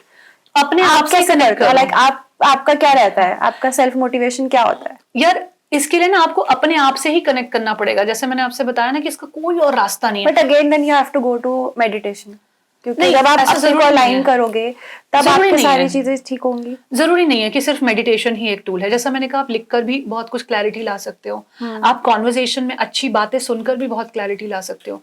जरूरी नहीं है कि आप ये सब चीजें को हमने ना ओवर हाइप कर दिया कि जब तक हम शांत मन से दो हाथों को ऐसे बनाकर या ऐसे रख के एक मुद्रा में आधे घंटे तक नहीं बैठेंगे तो क्लैरिटी नहीं आएगी। That is not the only way, there are many ways. जो आपके साथ जो अभी आप कर सकते हो वो करो ना यार। मुझे क्लैरिटी नहीं आ रही पर मेडिटेशन मुझसे होता नहीं तो उसका मतलब मुझे क्लैरिटी लाइफ में कभी आएगी नहीं। No, there are many people जिनको इतनी क्लैरिटी है, जिन्होंने दुनिया में इतने बड़े बड़े इनोवेशंस किए और उनको मेडिटेशन का एम तक नहीं पता, उनको वो टर्म ही नहीं पता। तो क्या मेडिटेशन के बिना बहुत कुछ लाइफ में नहीं हो सकता? मैं ये नहीं कह रही हूँ कि मेडिटेशन मत करो, मैं कह रही हूँ कि ऐसे गोल मत बनाओ जो आपसे नहीं हो पा रहे हैं। एक गोल बनाओ। अभी आपने अपने वेट लूज के गोल में मेडिटेशन का गोल भी डाल दिया, तो आप अपने को कितने टास्क दे रहे हो कि तुम्हें वेट लूज करने के लिए भी इतनी एक्सरसाइज करनी है, फिर खाना भी मैनेज करना है, फिर मेडिटेशन भी करना है। You can't change everything all at once, क्योंकि अंदर अभी आपकी बॉडी एक्सेप्ट नहीं करेगी इतने सारे चेंज को। अगर मैं आपको यहाँ से ले जाके किसी और जगह डाल दूं और आपका सब बदल जाए, हवा, पानी, खाना। हम वेकेशन पे देखो अपनी मर्जी से जाते हैं, कितना खुश होके जाते हैं, खर्चा करके जाते हैं, लेकिन 5वें दिन वहां भी लगने लगता है कि बस यार घर चलो, बस यार घर चलो। अपनी मर्जी से गए, पैसा खर्च करके गए, खुशी से गए, 1000 फोटोज भी खींच ली, रील्स भी बना ली, सब कर लिया। इवेंचुअल क्या हुआ? कनेक्शन कहाँ पे है? घर पे। तो जब तक आपका कनेक्शन नहीं होगा ना आपके गोल के साथ, आपके खुद के साथ, एक एक सेल अलाइन नहीं होगा, तब तक कोई चीज कितनी भी बढ़िया हो वहां से भी आपको लौट के आने का ही मन करेगा। That is something you have to. फिर ये आपको किक, मोटिवेशन, इंस्पिरेशन, ये जर्नल, वो डायरी, ये सब किसी चीज की जरूरत नहीं पड़ेगी। Then you have this inner being is aligned. वो अंदर एक एक सेल को पता है मुझे ये करना है, वो अपने आप सुबह उठेंगे। जैसे मुझे पता है कि यार मुझे उठना है सुबह में 5:30 5 बजे उठना है, तो मतलब उठना है। That goes without saying. उसके लिए अब मुझे लड़ाई नहीं करनी पड़ती। क्या ये हर समय ऐसा था? नहीं। जब मैं होस्टिंग कर रही थी, जैसा हमने बात की, कभी 3 बजे हम फ्लाइट ले रहे होते हैं, कभी गाड़ी से जा रहे होते इतनी दूर। और जब मैंने शुरू किया था तब तो बहुत सारे छोटे छोटे शहरों में शायद एयरपोर्ट्स भी नहीं थे। शायद लखनऊ में एयरपोर्ट नहीं था, शायद बहुत सारे शहरों में, रायपुर में एयरपोर्ट नहीं था, चंडीगढ़ शायद ऑपरेशनल नहीं था। सब जगह हम तो गाड़ियों से ही जाया करते थे। सो उल्टे सीधे समय पे खाना खा रहे हैं, रात को शो 1 बजे खत्म हुआ तो खाना फटाफट खा रहे हैं, उसी गाड़ी में ट्रैवल करके दिल्ली आ रहे हैं। तो कोई लाइफ में रूटीन नहीं था। लेकिन जब एक एक सेल अलाइन होना शुरू हुआ धीरे धीरे धीरे, तो आज मैं कभी अलार्म नहीं लगाती हूँ। I never put an alarm. मैं हमेशा अलार्म के टाइम से पहले ही उठती हूँ। जैसे आज सुबह भी मेरे हस्बैंड को शिमला जाना था और उनकी 7 o'clock की फ्लाइट थी, तो उन्होंने 4:15 का अलार्म लगाया था। मैं 3:45 पे उठ गई थी अपने आप, बिना किसी अलार्म के। और उनके अलार्म बजने से 5 मिनट पहले भी मैंने उन्हें कहा कि अलार्म बजने वाला है, गीजर ऑन कर लो, नहाने के लिए। So that is what, because every cell of your body is attuned. उसको गोल आपने दे दिया, उसको गोल की बस मुझे इतने बजे उठना है, उसको पता है कैसे करना है, वो अपने आप कर लेगा। आप उस जल्दी सोना और जल्दी उठने वाली जो रूटीन है, ये कितना टाइम लगता है इसको अडेप्ट होने में बॉडी में? लाइक मैं फिर से वही कहूंगी कि आपको ना स्लो अडेप्टेशन पे जाना चाहिए हमेशा। मैं इंस्टेंट चेंजेस में बिलीव नहीं करती हूँ। अगर आप आज 2 बजे सोते हो तो आप 1:30 बजे सोने की कोशिश करो, हार्ड स्टॉप लगाओ अपने। 1 बजे सोने की कोशिश करो, हार्ड स्टॉप लगाओ। अगर आप 2 बजे तक फोन देखते हो तो आप बोलो मैं 1 बजे तक ही देखूंगी। अगर आप 2 बजे तक देखते हो या 2 बजे तक सोते हो, आप कहोगे नहीं मैंने 10 बजे सोना है, तो फिर हो नहीं पाएगा। फिर वो तीसरे दिन इतनी छटपटाहट होगी, क्योंकि हमें इतने एडिक्ट हो गए हम इस लाइफस्टाइल के। एडिक्शन वाले को कैसे होता है ना, विड्रॉल आता है, फिर वापस से खाना। आई थिंक सबसे ज्यादा एडिक्शन तो फोन का है आज के टाइम पे। फोन का एडिक्शन, लाइफस्टाइल का एडिक्शन, लेट सोने का एडिक्शन, देखना। लाइक मैंने खुद भी कई बार ये कोशिश करी है कि ओके यार अभी 2 घंटे फोन नहीं देखना, पर आप देख ही लेते हो यार। मतलब कुछ काम की वजह से आप देखोगे, but then you go into scrolling. नहीं, तो आप अगर ये बनाओगे 2 घंटे में फोन नहीं देखूंगी, तो आप देखोगे। आप ये बनाओगे कि मैं 2 घंटे फोन नहीं देखूंगी, लेकिन इस 2 घंटे में मैं ये करूंगी, आपने आपको कहीं और यूटिलाइज करोगे, तो आप फिर नहीं। अगर आप खाली बैठे हो और आपकी घड़ी पे सुई पे नजर है कि अब 2 घंटे कब पूरे हो, देखो मैंने गोल बनाया था, दिमाग में तो फोन ही है ना, फिर आपने क्या कर लिया, उसको ना छू कर भी क्या कर लिया। तो अगर आप रात को 2 बजे सो रहे हैं, तो आप 1 बजे 1:30 बजे ऐसे सोना शुरू कीजिए। कुछ दिन, कुछ हफ्ते वही चलने दो, कोई बात नहीं। नहीं करना हमको 10 बजे सोने का लाइफस्टाइल कल से सेट, क्योंकि नहीं होगा। ठीक है ना, तो उसको आप 1-1:30 बजे पे लेके आइए। आप 1-2 महीने 1:30 बजे सोइए, 1 बजे सोइए, ऑटोमेटिकली आपको 12 बजे नींद आने लगेगी। आपकी बॉडी अपने आप आधा घंटा शिफ्ट करती जाएगी। तो धीरे धीरे ये चीट कोड्स हैं, ट्रांसफॉर्मेशन ऐसे होती है। जब मैं अपने क्लाइंट्स के साथ भी काम करती हूँ तो वो लोग मुझे कहते हैं अरे आप कैसे कर रहे हो, हम तो वहां गए थे, उन्होंने बोला कि आप डाइट 50% कर दो। मैंने कहा नहीं, मैं तो आपको सबसे पहली चीज बोलूंगी कि 50% करना ही नहीं है। 15 to 20% मैक्सिमम अपर लिमिट है, नहीं तो 10% करो, कोई दिक्कत नहीं है। आप 10% ही कम करो, कोई प्रॉब्लम नहीं है, वहां से शुरू करो। Because I am here for sustainable results. अगर आपको गुस्सा नहीं करना है तो हाँ, उसकी भी एक स्ट्रैटेजी है, ऐसे करो। अगर आप ये सोचोगे मुझे करना ही नहीं है तो फिर आप सप्रेशन वाले बन जाओगे, वो भी गलत है। तो you can not operate it in extremes. आपको वो धीरे धीरे करके अपने एक एक बॉडी के सेल को यकीन दिलाना होगा कि हम सबका ये गोल है। एक बार बता सकते हो कि ये कैसे करना है कि गुस्सा नहीं करो? कैसे करना होता है? वही जब हम पहले बात कर रहे थे, मैंने आपसे बताया ना कि खुद से डीपर लेवल पे जब आप कनेक्ट करोगे ना, जब आप ये समझोगे कि गुस्से के मुझे क्या नुकसान है। इसलिए नहीं कि वो स्पिरिचुअल गुरु ने बता दिया था, वो किताब में पढ़ा था। गुस्सा करने के बाद अपने बॉडी को ऑब्जर्व करो। कहीं पे शिवरिंग हो रही होगी, कहीं पे सांस ऊपर नीचे हो रहा होगा, मन एकदम अशांत होगा, हाथों में खलबली मच रही होगी, कुछ चीजें तोड़ने का मन करेगा। ये सब आपको फीलिंग्स हो रही है तो खुद के साथ महसूस करो कि मैं कैसे नॉर्मल से कितनी दूर आ गई हूँ इस गुस्से की वजह से। और धीरे धीरे आपको फील होगा भूख कम लग रही है या तो ज्यादा लग रही है। कहीं तो गुस्सा होता है, लोग खाना ही नहीं खाते 2-2 दिन तक। तो ये सब क्या हो रहा है?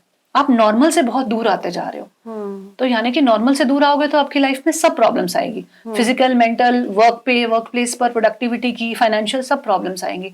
जब आप एक इंसान ये समझ लेगा कि मुझे कितना नुकसान है बॉस मेरे गुस्से का, वो डिजर्व करता था नहीं करता था छोड़ो, मुझे कितना नुकसान है, then you will be like oh okay I need to watch my self. तब ही होगा। ये सारे जो हम चेंजेस की बात करें ना, ये तब तक नहीं आ पाएंगे जब तक अंदर से नहीं आएंगे। और अंदर से तभी आएंगे जब आप डीपली कनेक्ट करोगे अपने आप से। सो करना ही पड़ेगा, लाइक उसका अलावा कोई चारा नहीं है। आप दुनिया जहान के कोर्सेज खरीद लो, आप 21 डे चैलेंज ज्वाइन कर लो। मैं बहुत लोगों को जानती हूँ, बहुत फीस देते हैं और बहुत कोर्स करते हैं और बहुत चैलेंजेस करते हैं और बहुत किताबें भी पढ़ लेते हैं, लेकिन zero transformation. Why? Because the inner is still not accepting what you are giving to it. अंदर को एक्सेप्ट तो करने दो, प्यार से, जेंटली, नॉट विद रेजिस्टेंस कि नहीं नहीं मेरे लिए सही है इसलिए बताया गया तो मुझे एक्सेप्ट करना है। वो बेचारा लड़ता रहेगा, रेजिस्ट करता रहेगा, आपको एक दिन नहीं कर पाएगा। That is what happen. Addiction छोड़ने की बात आती है, कोई भी चीज में अपने लाइफ में एकदम आप स्विच करना चाहते हो तो ये सब प्रॉब्लम्स आती हैं। So for that you have to go for slow integration of what you wish to do. Shobha, we would love to know कि अभी currently you are balancing so much, personal life भी, यू गॉट मैरिड रिसेंटली, तो बहुत सारी चीजें आपकी life में, your podcast is doing so good. तो आपकी अभी करंटली क्या रूटीन है, क्या करते हो आप करंटली मेरा रूटीन अब तो बहुत डे पे डिपेंड करता है। And as I know you कि आप रोज लिखते भी हो और पढ़ते भी हो। मैं रोज पढ़ती हूँ। मेरे लिए पढ़ाई करना, किताबें पढ़ना, अच्छी किताबें पढ़ना एक मैंडेटरी है, मेरे दिन का पार्ट है। और मैं हर महीने 1 या 2 कुछ कोर्सेज भी करती हूँ। किन्हीं कोचेस के साथ एनरोल कर लेती हूँ। जैसे आजकल मैं एक 15 डेज का कोर्स कर रही हूँ जिसमें मेरी रोज 3 आवर्स की क्लास होती है। अच्छा। लास्ट वीक में एक कोर्स कर रही थी जिसमें मेरी रोज 3 से 3.5 घंटे की क्लास होती थी, तो मैं 2 क्लासेस कर रही थी, बीच में अपना काम भी। तो मैं रोज सुबह उठती हूँ, जल्दी उठती हूँ। उसके बाद मैं अपना सुबह की शुरुआत में कुछ अच्छी प्रैक्टिसेस के साथ करती हूँ। जैसे कि मैं थोड़ा डीप ब्रीदिंग, मेडिटेशन में बिलीव करती हूँ तो थोड़ा सा वो करती हूँ। फिर मैं अपना कुछ अच्छा सुनने में बहुत बिलीव करती हूँ। आजकल मैं फिजिकली बहुत चीजें नहीं कर पा रही हूँ एक्सरसाइज, क्योंकि मेरा भी रिसेंटली फ्रैक्चर हो गया था, तो मेरा एंकल टूट गया था। तो 2 महीने तक तो मैं बेड रिडन थी। और अभी मैं पिछले 1-1.5 महीने से मूव करने लगी हूँ, लेकिन इतनी जान नहीं आई अभी मेरे पैर में कि मैं उस पर वजन ले पाऊँ। तो मैं योग नहीं कर पाती हूँ। बट कुछ दिनों से, पिछले 1 हफ्ते 10 दिन से मैंने वॉक करना शुरू किया है, क्योंकि अब तक मैं वॉक भी नहीं कर पा रही थी। तो आजकल फिजिकल बहुत नहीं कर पाती हूँ, लेकिन मुझे वो 2 घंटे जो है, जो मैं फिजिकल प्रैक्टिस, बाहर जाना या खुद पे लगाना, उसमें मैं कुछ अच्छा पॉडकास्ट या कुछ अच्छी बातें, कुछ अच्छा सुनने की कोशिश करती हूँ, कुछ अच्छा सीखने की कोशिश करती हूँ। सो ये मेरी सुबह की शुरुआत ऐसे होती है। इसमें मुझे 7, 7:30 बज जाते हैं सुबह के। उसके बाद मैं अपना कोई गर्म पानी लेती हूँ। आजकल मैं आंवला और टर्मरिक और जिंजर, उसका मैंने वो आइस क्यूब्स बनाए हुए हैं। कोई ऐसे किसी रील से ही देखा था मैंने, तो वो मैं अपना एक पानी से शुरुआत करती हूँ, 1 कप के पानी के साथ। सुबह उठकर मैं 1 लीटर तक पानी पीने की कोशिश करती हूँ अपने 1-1.5 घंटे के टाइम में। उसके बाद ब्रेकफास्ट के बाद अगर शूट है तो जल्दी जल्दी किया, या फिर लेके चले गए। फिर मेरा स्टूडियो मेरे घर के बहुत पास है, तो वहाँ जाके शूट किया। और सुबह के रूटीन में सबसे इम्पॉर्टेंट पार्ट मेरे लिए होता है वो कुछ मिनट्स जो मैं और मेरा हस्बैंड एक साथ स्पेंड करते हैं. Those are the most beautiful moments of my day. You know, मुझे आई एम सो ब्लेस्ड कि मुझे एक ऐसे पार्टनर मिले जो बहुत ही मतलब बहुत ही genuinely you know is such a beautiful human being, और उनकी एनर्जी इतनी अमेजिंग है, उनके आसपास रहना इतना अमेजिंग है. तो उनके साथ जो मैं सुबह का टाइम स्पेंड करती हूँ, that is the most beautiful part of my day. वो मैं किसी भी चीज़ के लिए कॉम्प्रोमाइज़ नहीं करती हूँ. तो that is something that I love the most about my mornings. उसके बाद अपना काम, शूट पे है तो शूट किया, कोर्सेज कर रही हूँ तो किसी की क्लास का टाइम है तो क्लास किया, दिन भर में अपनी पढ़ाई की, अपनी किताबें पढ़ी. अपनी मैं 3-4 किताबें एक साथ पढ़ती हूँ, तो मैं अलग अलग रखती हूँ कि आज ये थोड़ा पढ़ लिया, फिर ये पढ़ लिया, आज कोई एक ही पढ़ी, आज 2 पढ़ ली, बट मैं साथ में 3-4 किताबें लगा के रखती हूँ जो मैं पढ़ती हूँ. वो किया. उसके बाद अपना इवनिंग में वॉक, सुबह भी कर लेती हूँ, इवनिंग में भी कर लेती हूँ, वॉक कर लिया. उसके बाद कुछ हेल्दी मुझे पसंद है खाना, हेल्दी मतलब घर का बेसिकली. उसमें घी हो सकता है, वो सब चीज़ें, क्योंकि मैं खिचड़ी बहुत खाती हूँ तो मैं घी बहुत अच्छे से खाती हूँ. और आजकल सर्दियाँ तो साग, मुझे हेल्दी खाना मतलब मुझे घर का खाना बहुत पसंद है. और कोशिश होती है थोड़ा खुद बनाने की कोशिश करती हूँ, वरना मेरे पास हेल्प भी अवेलेबल है तो वो करती हूँ. उसके बाद बस रात को जब मेरे हस्बैंड वापस आ जाते हैं, क्योंकि हम दोनों अपने काम को लेकर इतना ट्रैवल करते हैं. अब तो मैं खैर पिछले 3-4 महीने से एक्सीडेंट के बाद से नहीं कर पा रही हूँ, लेकिन अभी वो भी ट्रैवल कर रहे होते हैं. तो अगर नहीं कर रहे होते तो that time of us together वो बहुत ब्यूटीफुल टाइम होता है. इवनिंग में आके साथ में खाना खाना और साथ में बात करना. तो मुझे तो बहुत ज़्यादा मतलब मुझे लगता है कि यू नो अगर आपको लाइफ में एक अच्छा पार्टनर मिल जाए तो बहुत सॉर्टेड हो जाती है लाइफ, मतलब बहुत ही. तो I feel very blessed that you no कि लाइफ का एक रिलेशनशिप वाला जो आपका कॉलम है वो फुलफिल्ड है. काम में ऐसा कर रही हूँ अब जिससे मैं बहुत फुलफिल्ड फील करती हूँ. यू नो यूट्यूब की जर्नी, पॉडकास्टिंग की जर्नी, इंडिया में आप भी कर रहे हो कुछ टाइम से, तो यू नो दैट चीज़ें थोड़ी सी यू नो अनस्ट्रक्चर्ड है, टाइम लगता है चीज़ों को पिकअप करने में. लेकिन अगर आपका मन शांत है और आपका विजन बहुत क्लियर है कि मैं पॉडकास्ट को कहाँ लेके जाना चाहती हूँ, इस पॉडकास्ट से लोगों को क्या फ़ायदा होगा. और जब लोग लिखते हैं कमेंट्स में कि ये पॉडकास्ट मेरे लिए एक थेरेपी की तरह है, बहुत सारे खूबसूरत कमेंट्स रोज़ आते हैं. यू नो मैं उनको पढ़ती हूँ, हर कमेंट्स को पढ़ती हूँ. तो उसमें बहुत अच्छी अच्छी बातें लोगों ने लिखी होती है कि हमारी लाइफ में ये बदल गया, आज बहुत अच्छा लगा कि आपका चैनल से वीडियो मुझे आया. और यू नो कोई फादर है वो लिख रहा है कि मैं अपनी बेटी को अब ऐसे नहीं बात करूंगा. एक नार्सिसिज्म पे हमने एपिसोड किया था, उस पे किसी ने ये लिखा. यू नो कई कमेंट्स ऐसे होते हैं, जैसे मैं नार्सिसिज्म की बात करूं, हमने कुछ टाइम पहले एक एपिसोड रिलीज किया था, तो उसमें ये कमेंट्स थे कि मेरा हस्बैंड नार्सिसिस्ट है, मेरी बहन नार्सिसिस्ट है, मेरा भाई ऐसा है, मेरे पेरेंट ऐसे हैं. लेकिन उसमें कुछ ऐसे कमेंट्स आ जाना कि मुझे दिखा कि मैं कितना नार्सिसिस्ट हूँ. मुझे लगता है वहां पे हम बदलाव कर पाए. क्योंकि आप उस एपिसोड में सिर्फ अपने लाइफ की कहानी को ऐसे मत देखिए कि आप विक्टिम हैं, ऐसे देखिए कि आप कहाँ पे गलत हैं. क्योंकि वही मेरा एम है लाइफ का, कि आपके माइंडसेट में आप कहाँ पे स्टक हो. क्योंकि विक्टिम फील करके बाकी लोग गलत हैं, मेरे साथ ये गलत हो रहा है, वो सब चीजें ठीक है, आपको सपोर्ट मिलता है उस तरह की कॉन्वर्जेशन से. लेकिन एक्चुअल बदलाव वहीं से आना शुरू होता है when you feel that what is wrong in you, what is wrong with you, and you don't approach it from a negative side कि मैं तो गलत ही हूँ ना. Approach it from the mindset कि अरे मुझे पता ही नहीं था, ओ मतलब ऐसे बात करने से ऐसा हो जाता है, ओ ऐसे सोचने से ऐसा हो जाता है, ओ मैं ऐसे सोचती थी ये तो सही नहीं था, ओ मैंने डिसीजन ऐसे किया था तो ये तो ठीक नहीं था. When you start reflecting upon your life, वो मेरे लाइफ का ना बहुत बड़ा पर्पस बन गया है, that to help people reflect in their lives. तो मेरे काम में भी बहुत सारा पर्पस है, तो मेरा ओवरऑल डेज बड़े अच्छे जाते हैं. तो अब धीरे धीरे बाकी वरीज नहीं होते, बाकी जो और इनसिक्योरिटीज हैं वो अपने आप साइलेंट हो गई हैं, अपने आप कहीं चली गई हैं. यू नो पहले बहुत से सवाल थे, जब मैंने पॉडकास्ट शुरू भी किया था तो बहुत मैंने कुछ टाइम तक तो बताना भी नहीं चाहती थी अपने सोशल मीडिया पे बहुत ज़्यादा अनाउंस कि मेरे होस्टिंग के काम को बहुत फर्क ना पड़ जाए, कहीं मुझे बहुत कम इवेंट्स मिलेंगे, लोग सोचेंगे मैं क्या कर रही हूँ, और पॉडकास्ट में तो पता नहीं कब सक्सेस मिलेगा या पता नहीं कैसा सक्सेस दिखेगा, पता नहीं पैसे इतने खर्च हो रहे हैं, कितने पैसे मिलेंगे बाद में, यू नो नहीं होस्टिंग तो अपनी चलती चलती दुकान है, इसको क्यों बंद करना है ना, उस तरह के विचार. अब आज की डेट में मुझे ऐसी कोई इनसिक्योरिटीज तंग नहीं करती हैं. अब तो खैर मुझे ऑलमोस्ट 4 महीने हो गए, मैंने कोई शो होस्ट नहीं किया जब से मेरा फ्रैक्चर हुआ था. उसके बाद से तो मैं उस हालत में नहीं थी कि मैं कर पाऊँ. लेकिन वो सब इनसिक्योरिटीज ना धीरे धीरे खत्म हो गई हैं. कुछ महीने होते हैं बहुत अच्छा कर रहा होता है पॉडकास्ट, रिस्पॉन्स बहुत अच्छा है, कभी कभी कम भी हो जाता है, लेकिन मुझे उन दोनों में अब तकलीफ नहीं होती है। मतलब बहुत कुछ अच्छा हो रहा है तो मैं बहुत ऐसे खुश भी नहीं हूँ, और बहुत कुछ नहीं अच्छा हो रहा है तो मैं बहुत कुछ दुखी भी नहीं हूँ। अब मुझे वो समता भाव जो होता है ना, वो थोड़ा थोड़ा समझ आने लगा है, प्रैक्टिस में दिखने लगा है, प्रैक्टिस में होने लगा है। किताबों में तो बहुत पहले पढ़ लिया था, 10 साल पहले, कि समता का भाव रखें, लेकिन वो समझ में नहीं आता है। जब सिचुएशन, जब ट्रिगर होता है ना, समता का भाव जब सब अच्छा है तो आ जाता है समझ में। अच्छा नहीं चल रहा होता ना, तब नहीं समझ में आता, तब करना मुश्किल होता है। वो चीजें मुझे अब थोड़ी थोड़ी समझ आने लगी और मैं वो अप्लाई कर पा रही हूँ। तो I think that is where I am at in my life right now. Lovely.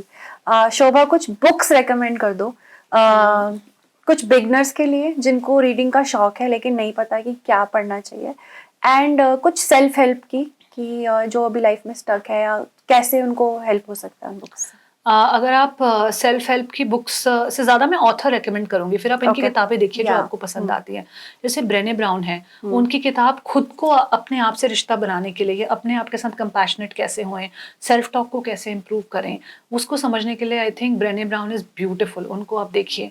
Mel Robbins की कुछ किताबें हैं जो सेल्फ हेल्प के क्षेत्र में बहुत ब्यूटिफुल हैं। साइमन साइनेक की कुछ किताबें हैं सेल्फ हेल्प में, ये मुझे लगता है दोनों ऑथर, इवन टोनी रॉबिन्स भी, और उनकी किताबें ज़रा मोटी होती है तो लोग थोड़ा घबरा जाते हैं उनको देखने से। तो साइमन साइनेक और मेल रॉबिन्स से शुरू कर सकते हैं, दोनों बहुत अच्छा बताते हैं। अगर आपको अपने माइंडसेट से रिलेटेड, अपने अंतर्मन से रिलेटेड समझना है तो आप ब्रियाना वाइस्ट को देख सकते हैं, आप गबोर माते को देख सकते हैं, आप कैरल डवेक की किताब देख सकते हैं, माइंडसेट नाम से उनकी बड़ी खूबसूरत किताब है, वो आप पढ़ सकते हैं। एक द कंफर्ट बुक करके किताब है, मैं ऑथर भूल रही हूँ, बहुत खूबसूरत किताब है, उन्हें पढ़ सकते हैं। अगर आपको प्रोडक्टिविटी से रिलेटेड थोड़ा कुछ पढ़ना है तो आप मार्क मैनसन को पढ़ सकते हैं। बहुत सारे अच्छे अच्छे ऑथर्स हैं। जब आप कुछ किताबें इनमें से लेके आ जाएंगे ना, तो आपको ऑटोमेटिकली एल्गोरिदम भी रेकमेंड करने लगता है, फिर आपके अमेज़न में आपको और दिखने लगेंगी फिर उस तरह की किताबें। तो कुछ आपको जो पसंद आती है वो देखिए कि आप किस तरह की किताब आपसे बात करती है, तो मुझे लगता है ये किताबें बहुत अच्छी हैं। एक सोफीज वर्ल्ड करके किताब है, वो भी बहुत अच्छी है, to understand philosophy of life. अगर आप योग को थोड़ा पढ़ना चाहें, डीपली पढ़ना चाहें, तो पतंजलि योग सूत्रस बहुत ही खूबसूरत किताब है। लाइट ऑन योगा जो BKS अयंगर जी की है, वो भी एक अच्छी किताब है जिससे आप शुरुआत कर सकते हैं। तो कौन सी किताब आपसे बात कर रही है, कौन सा टाइटल आपसे बात कर रहा है, और बहुत सिंपल किताब पढ़नी है जहाँ से मेंटल हेल्थ को, अपनी जर्नी को समझना है, तो ओपरा की किताब है, वहाँ से शुरुआत कर सकते हैं, क्योंकि ये सब हमारे आइडियल फिगर्स हैं। इनको हमने इनकी जर्नी एक तरह से देखी है, और इनकी लैंग्वेज थोड़ी ज़्यादा सिंपल होती है, तो you can pick up any of those books also. Michelle Obama की बिकमिंग भी बहुत अच्छी किताब है, उनकी जो ऑटोबायोग्राफी है, और इनकी भी ओपरा की किताब है what happened to you, that will also give you a lot to reflect within your self कि आप ऐसे कैसे हो गए जैसे भी आप हैं। तो बहुत सारी ऐसी प्यारी प्यारी किताबें हैं जो आई थिंक मैंने कुछ 8-10 तो रेकमेंड कर दी हैं। Any 2-3 your favorite books? आपकी फेवरेट है? मुझे नहीं लगता मेरी कोई भी किताब फेवरेट है। Because you told me कि हम डिफरेंट पढ़ते हो। मैं जो पढ़ती हूँ मेरी वही फेवरेट हो जाती है, और मेरे को तो हर किताब बहुत पसंद है। मुझे ऐसा लगता है कि कौन सी किताब पसंद नहीं होगी, क्योंकि मुझे हर किताब से इतना सीखने को मिलता है, इतना कुछ सीखने को मिलता है। मैं जब पढ़ती हूँ तो मैं बहुत समय लेती हूँ किताबें पढ़ने में। मैं अपने लिख के, नोट्स बना के, रिफ्लेक्शंस लिख के, अगर कोई एक लाइन कहीं कही गई है तो मेरे दिमाग में अपनी लाइफ में कैसे रिलेट हो रही है, वहां पे ये मैंने क्या किया था, या कैसे हुआ था, या मैं ऐसा क्यों सोचा उस वक्त पे, वो सब लिखना। तो मेरे को तो इतना कुछ सिखा देती हैं किताबें अबाउट माई सेल्फ। मुझे नहीं लगता मेरी कोई भी कभी भी फेवरेट किताब हो सकती है। मुझे ये सब किताबें बहुत पसंद है। मैंने बहुत कुछ सीखा है, अपनी लाइफ को बहुत ट्रांसफॉर्म किया है। जैसे मैंने आपसे कहा ना, अगर आपके पास पैसे नहीं है तो कम से कम ज्ञान की तरफ जाओ। अगर आप किसी को पैसे दे के मेंटल हेल्थ या इमोशनल वेलबींग या कोचिंग की सर्विसेज नहीं ले सकते हो तो इस तरफ जाओ। और अगर इस तरफ नहीं जा सकते हो, आप अफोर्ड कर सकते हो, तो डेफिनेटली पैसे दो, अच्छे कोचेस के साथ एंगेज हो। They will really create transformation in your life. क्योंकि मेरी लाइफ में कुछ लोगों ने बहुत ट्रांसफॉर्मेशन, मैंने तो खैर दोनों ही रास्ते चुने, और मेरी लाइफ में बहुत लोगों ने ऐसा ट्रांसफॉर्मेशन क्रिएट किया जो मेरे मेंटोर भी हैं, जिनसे मैं बहुत कुछ आज भी सीखती हूँ। कुछ लोग तो लाइफ में शायद 1-2 बार ही मिले, लेकिन वो ऐसा कुछ सिखा गए, ऐसा कुछ बता गए कि आज भी मैं उनकी लर्निंग्स को अपनी लाइफ में देखती हूँ। सो आई थिंक ये सब चीज़ें करने से you can improve your mental health also. Before we close this podcast, क्या हमारे व्यूअर्स को आप एक टिप देना चाहोगे एक अच्छे लाइफ के लिए, एक हैप्पी लाइफ के लिए? मैं यही बोलूंगी कि अब नया साल आ रहा है तो न्यू ईयर रेजोल्यूशंस के चक्कर में बिल्कुल भी मत पड़ना। It's a contradictory advice. आपको जो करना है ना, आप वो सोचो कि आपको करना क्या। ये मत सोचो कि 1st से करूंगा, 31st से करूंगा, 2nd से करूंगा, ये हो जाएगा तो करूंगा या करूंगी, इस सब में मत पड़ो। आप जेन्युइनली अपने साथ बैठकर, साल के कुछ दिन रह गए, सोचिए कि आप क्या करना चाहते हैं अपने साथ, अपनी लाइफ के साथ, या आपकी जो जिंदगी चल रही है वो कैसी चल रही है, उसमें कहाँ पे आपको लगता है एरिया ऑफ इम्प्रूवमेंट है। क्या आपको हेल्थ के लिए कुछ करना है, रिलेशनशिप्स के लिए कुछ करना है, आपको अपने रिश्तेदारों के लिए या अपने पेरेंट्स के लिए कुछ करना है, आपको कंट्रीब्यूशन क्रिएट करना है। आप कहाँ से आपको थोड़ा सा you will start feeling good about your life. थोड़ा सा वो एक ढूंढिए अपने लिए, क्योंकि जब हम कोई चीज टेंजिबल बना लेते हैं ना, कोई रिजल्ट हम देखने लगते हैं, तो हमारा भरोसा प्रोसेस पे ज्यादा होने लगता है। अगर हम पहले कह दें कि एंजॉय द प्रोसेस, लेकिन प्रोसेस में तो रोज जान निकलती है, कैसे एंजॉय करेगा वो इंसान, बहुत डिफिकल्ट हो जाता है। तो सबसे पहले वो गोल बनाइए जो आपको लगता है आप जिसका प्रोसेस एंजॉय कर पाएंगे। वो कोई भी हो सकता है, पेनफुल गोल बनाइए ही मत। कोई बात नहीं, यहाँ जरूरी नहीं है कि 1 जनवरी से ही वेट लूज करना है, हम 2 से फरवरी से कर लेंगे या जून से कर लेंगे, कोई दिक्कत नहीं है। वो बनाइए जो आप जिसका रिजल्ट देख के आपको बहुत एट पीस फील हो, फिर आपको जहां से प्रोसेस में भरोसा रखने की हिम्मत आए, क्योंकि we are not able to trust the process. सबको डेस्टिनेशन चाहिए, आउटकम चाहिए, प्रोसेस पे कोई ट्रस्ट नहीं कर पाता है। So do something that will help you trust the process, that's it. It can be as simple as watering a plant every day and seeing it flourish, that's it. कि वो एक process आपने किया और उसी किसी पौधे को रोज पानी नहीं मिला तो उसके साथ क्या हुआ। तो when you start connecting with the process ना, फिर ये सवाल नहीं आएंगे कि अरे रोज पानी डालना पड़ेगा, 2 बार डालना पड़ेगा। all those questions will automatically go out of your life. Thank you. I think ये लास्ट का जो आपने ये प्लांट वाला दिया ना, that's a beautiful example.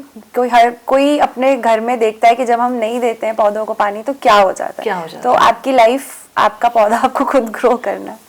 Thank you so much, Shobha. That was a lovely chat with you.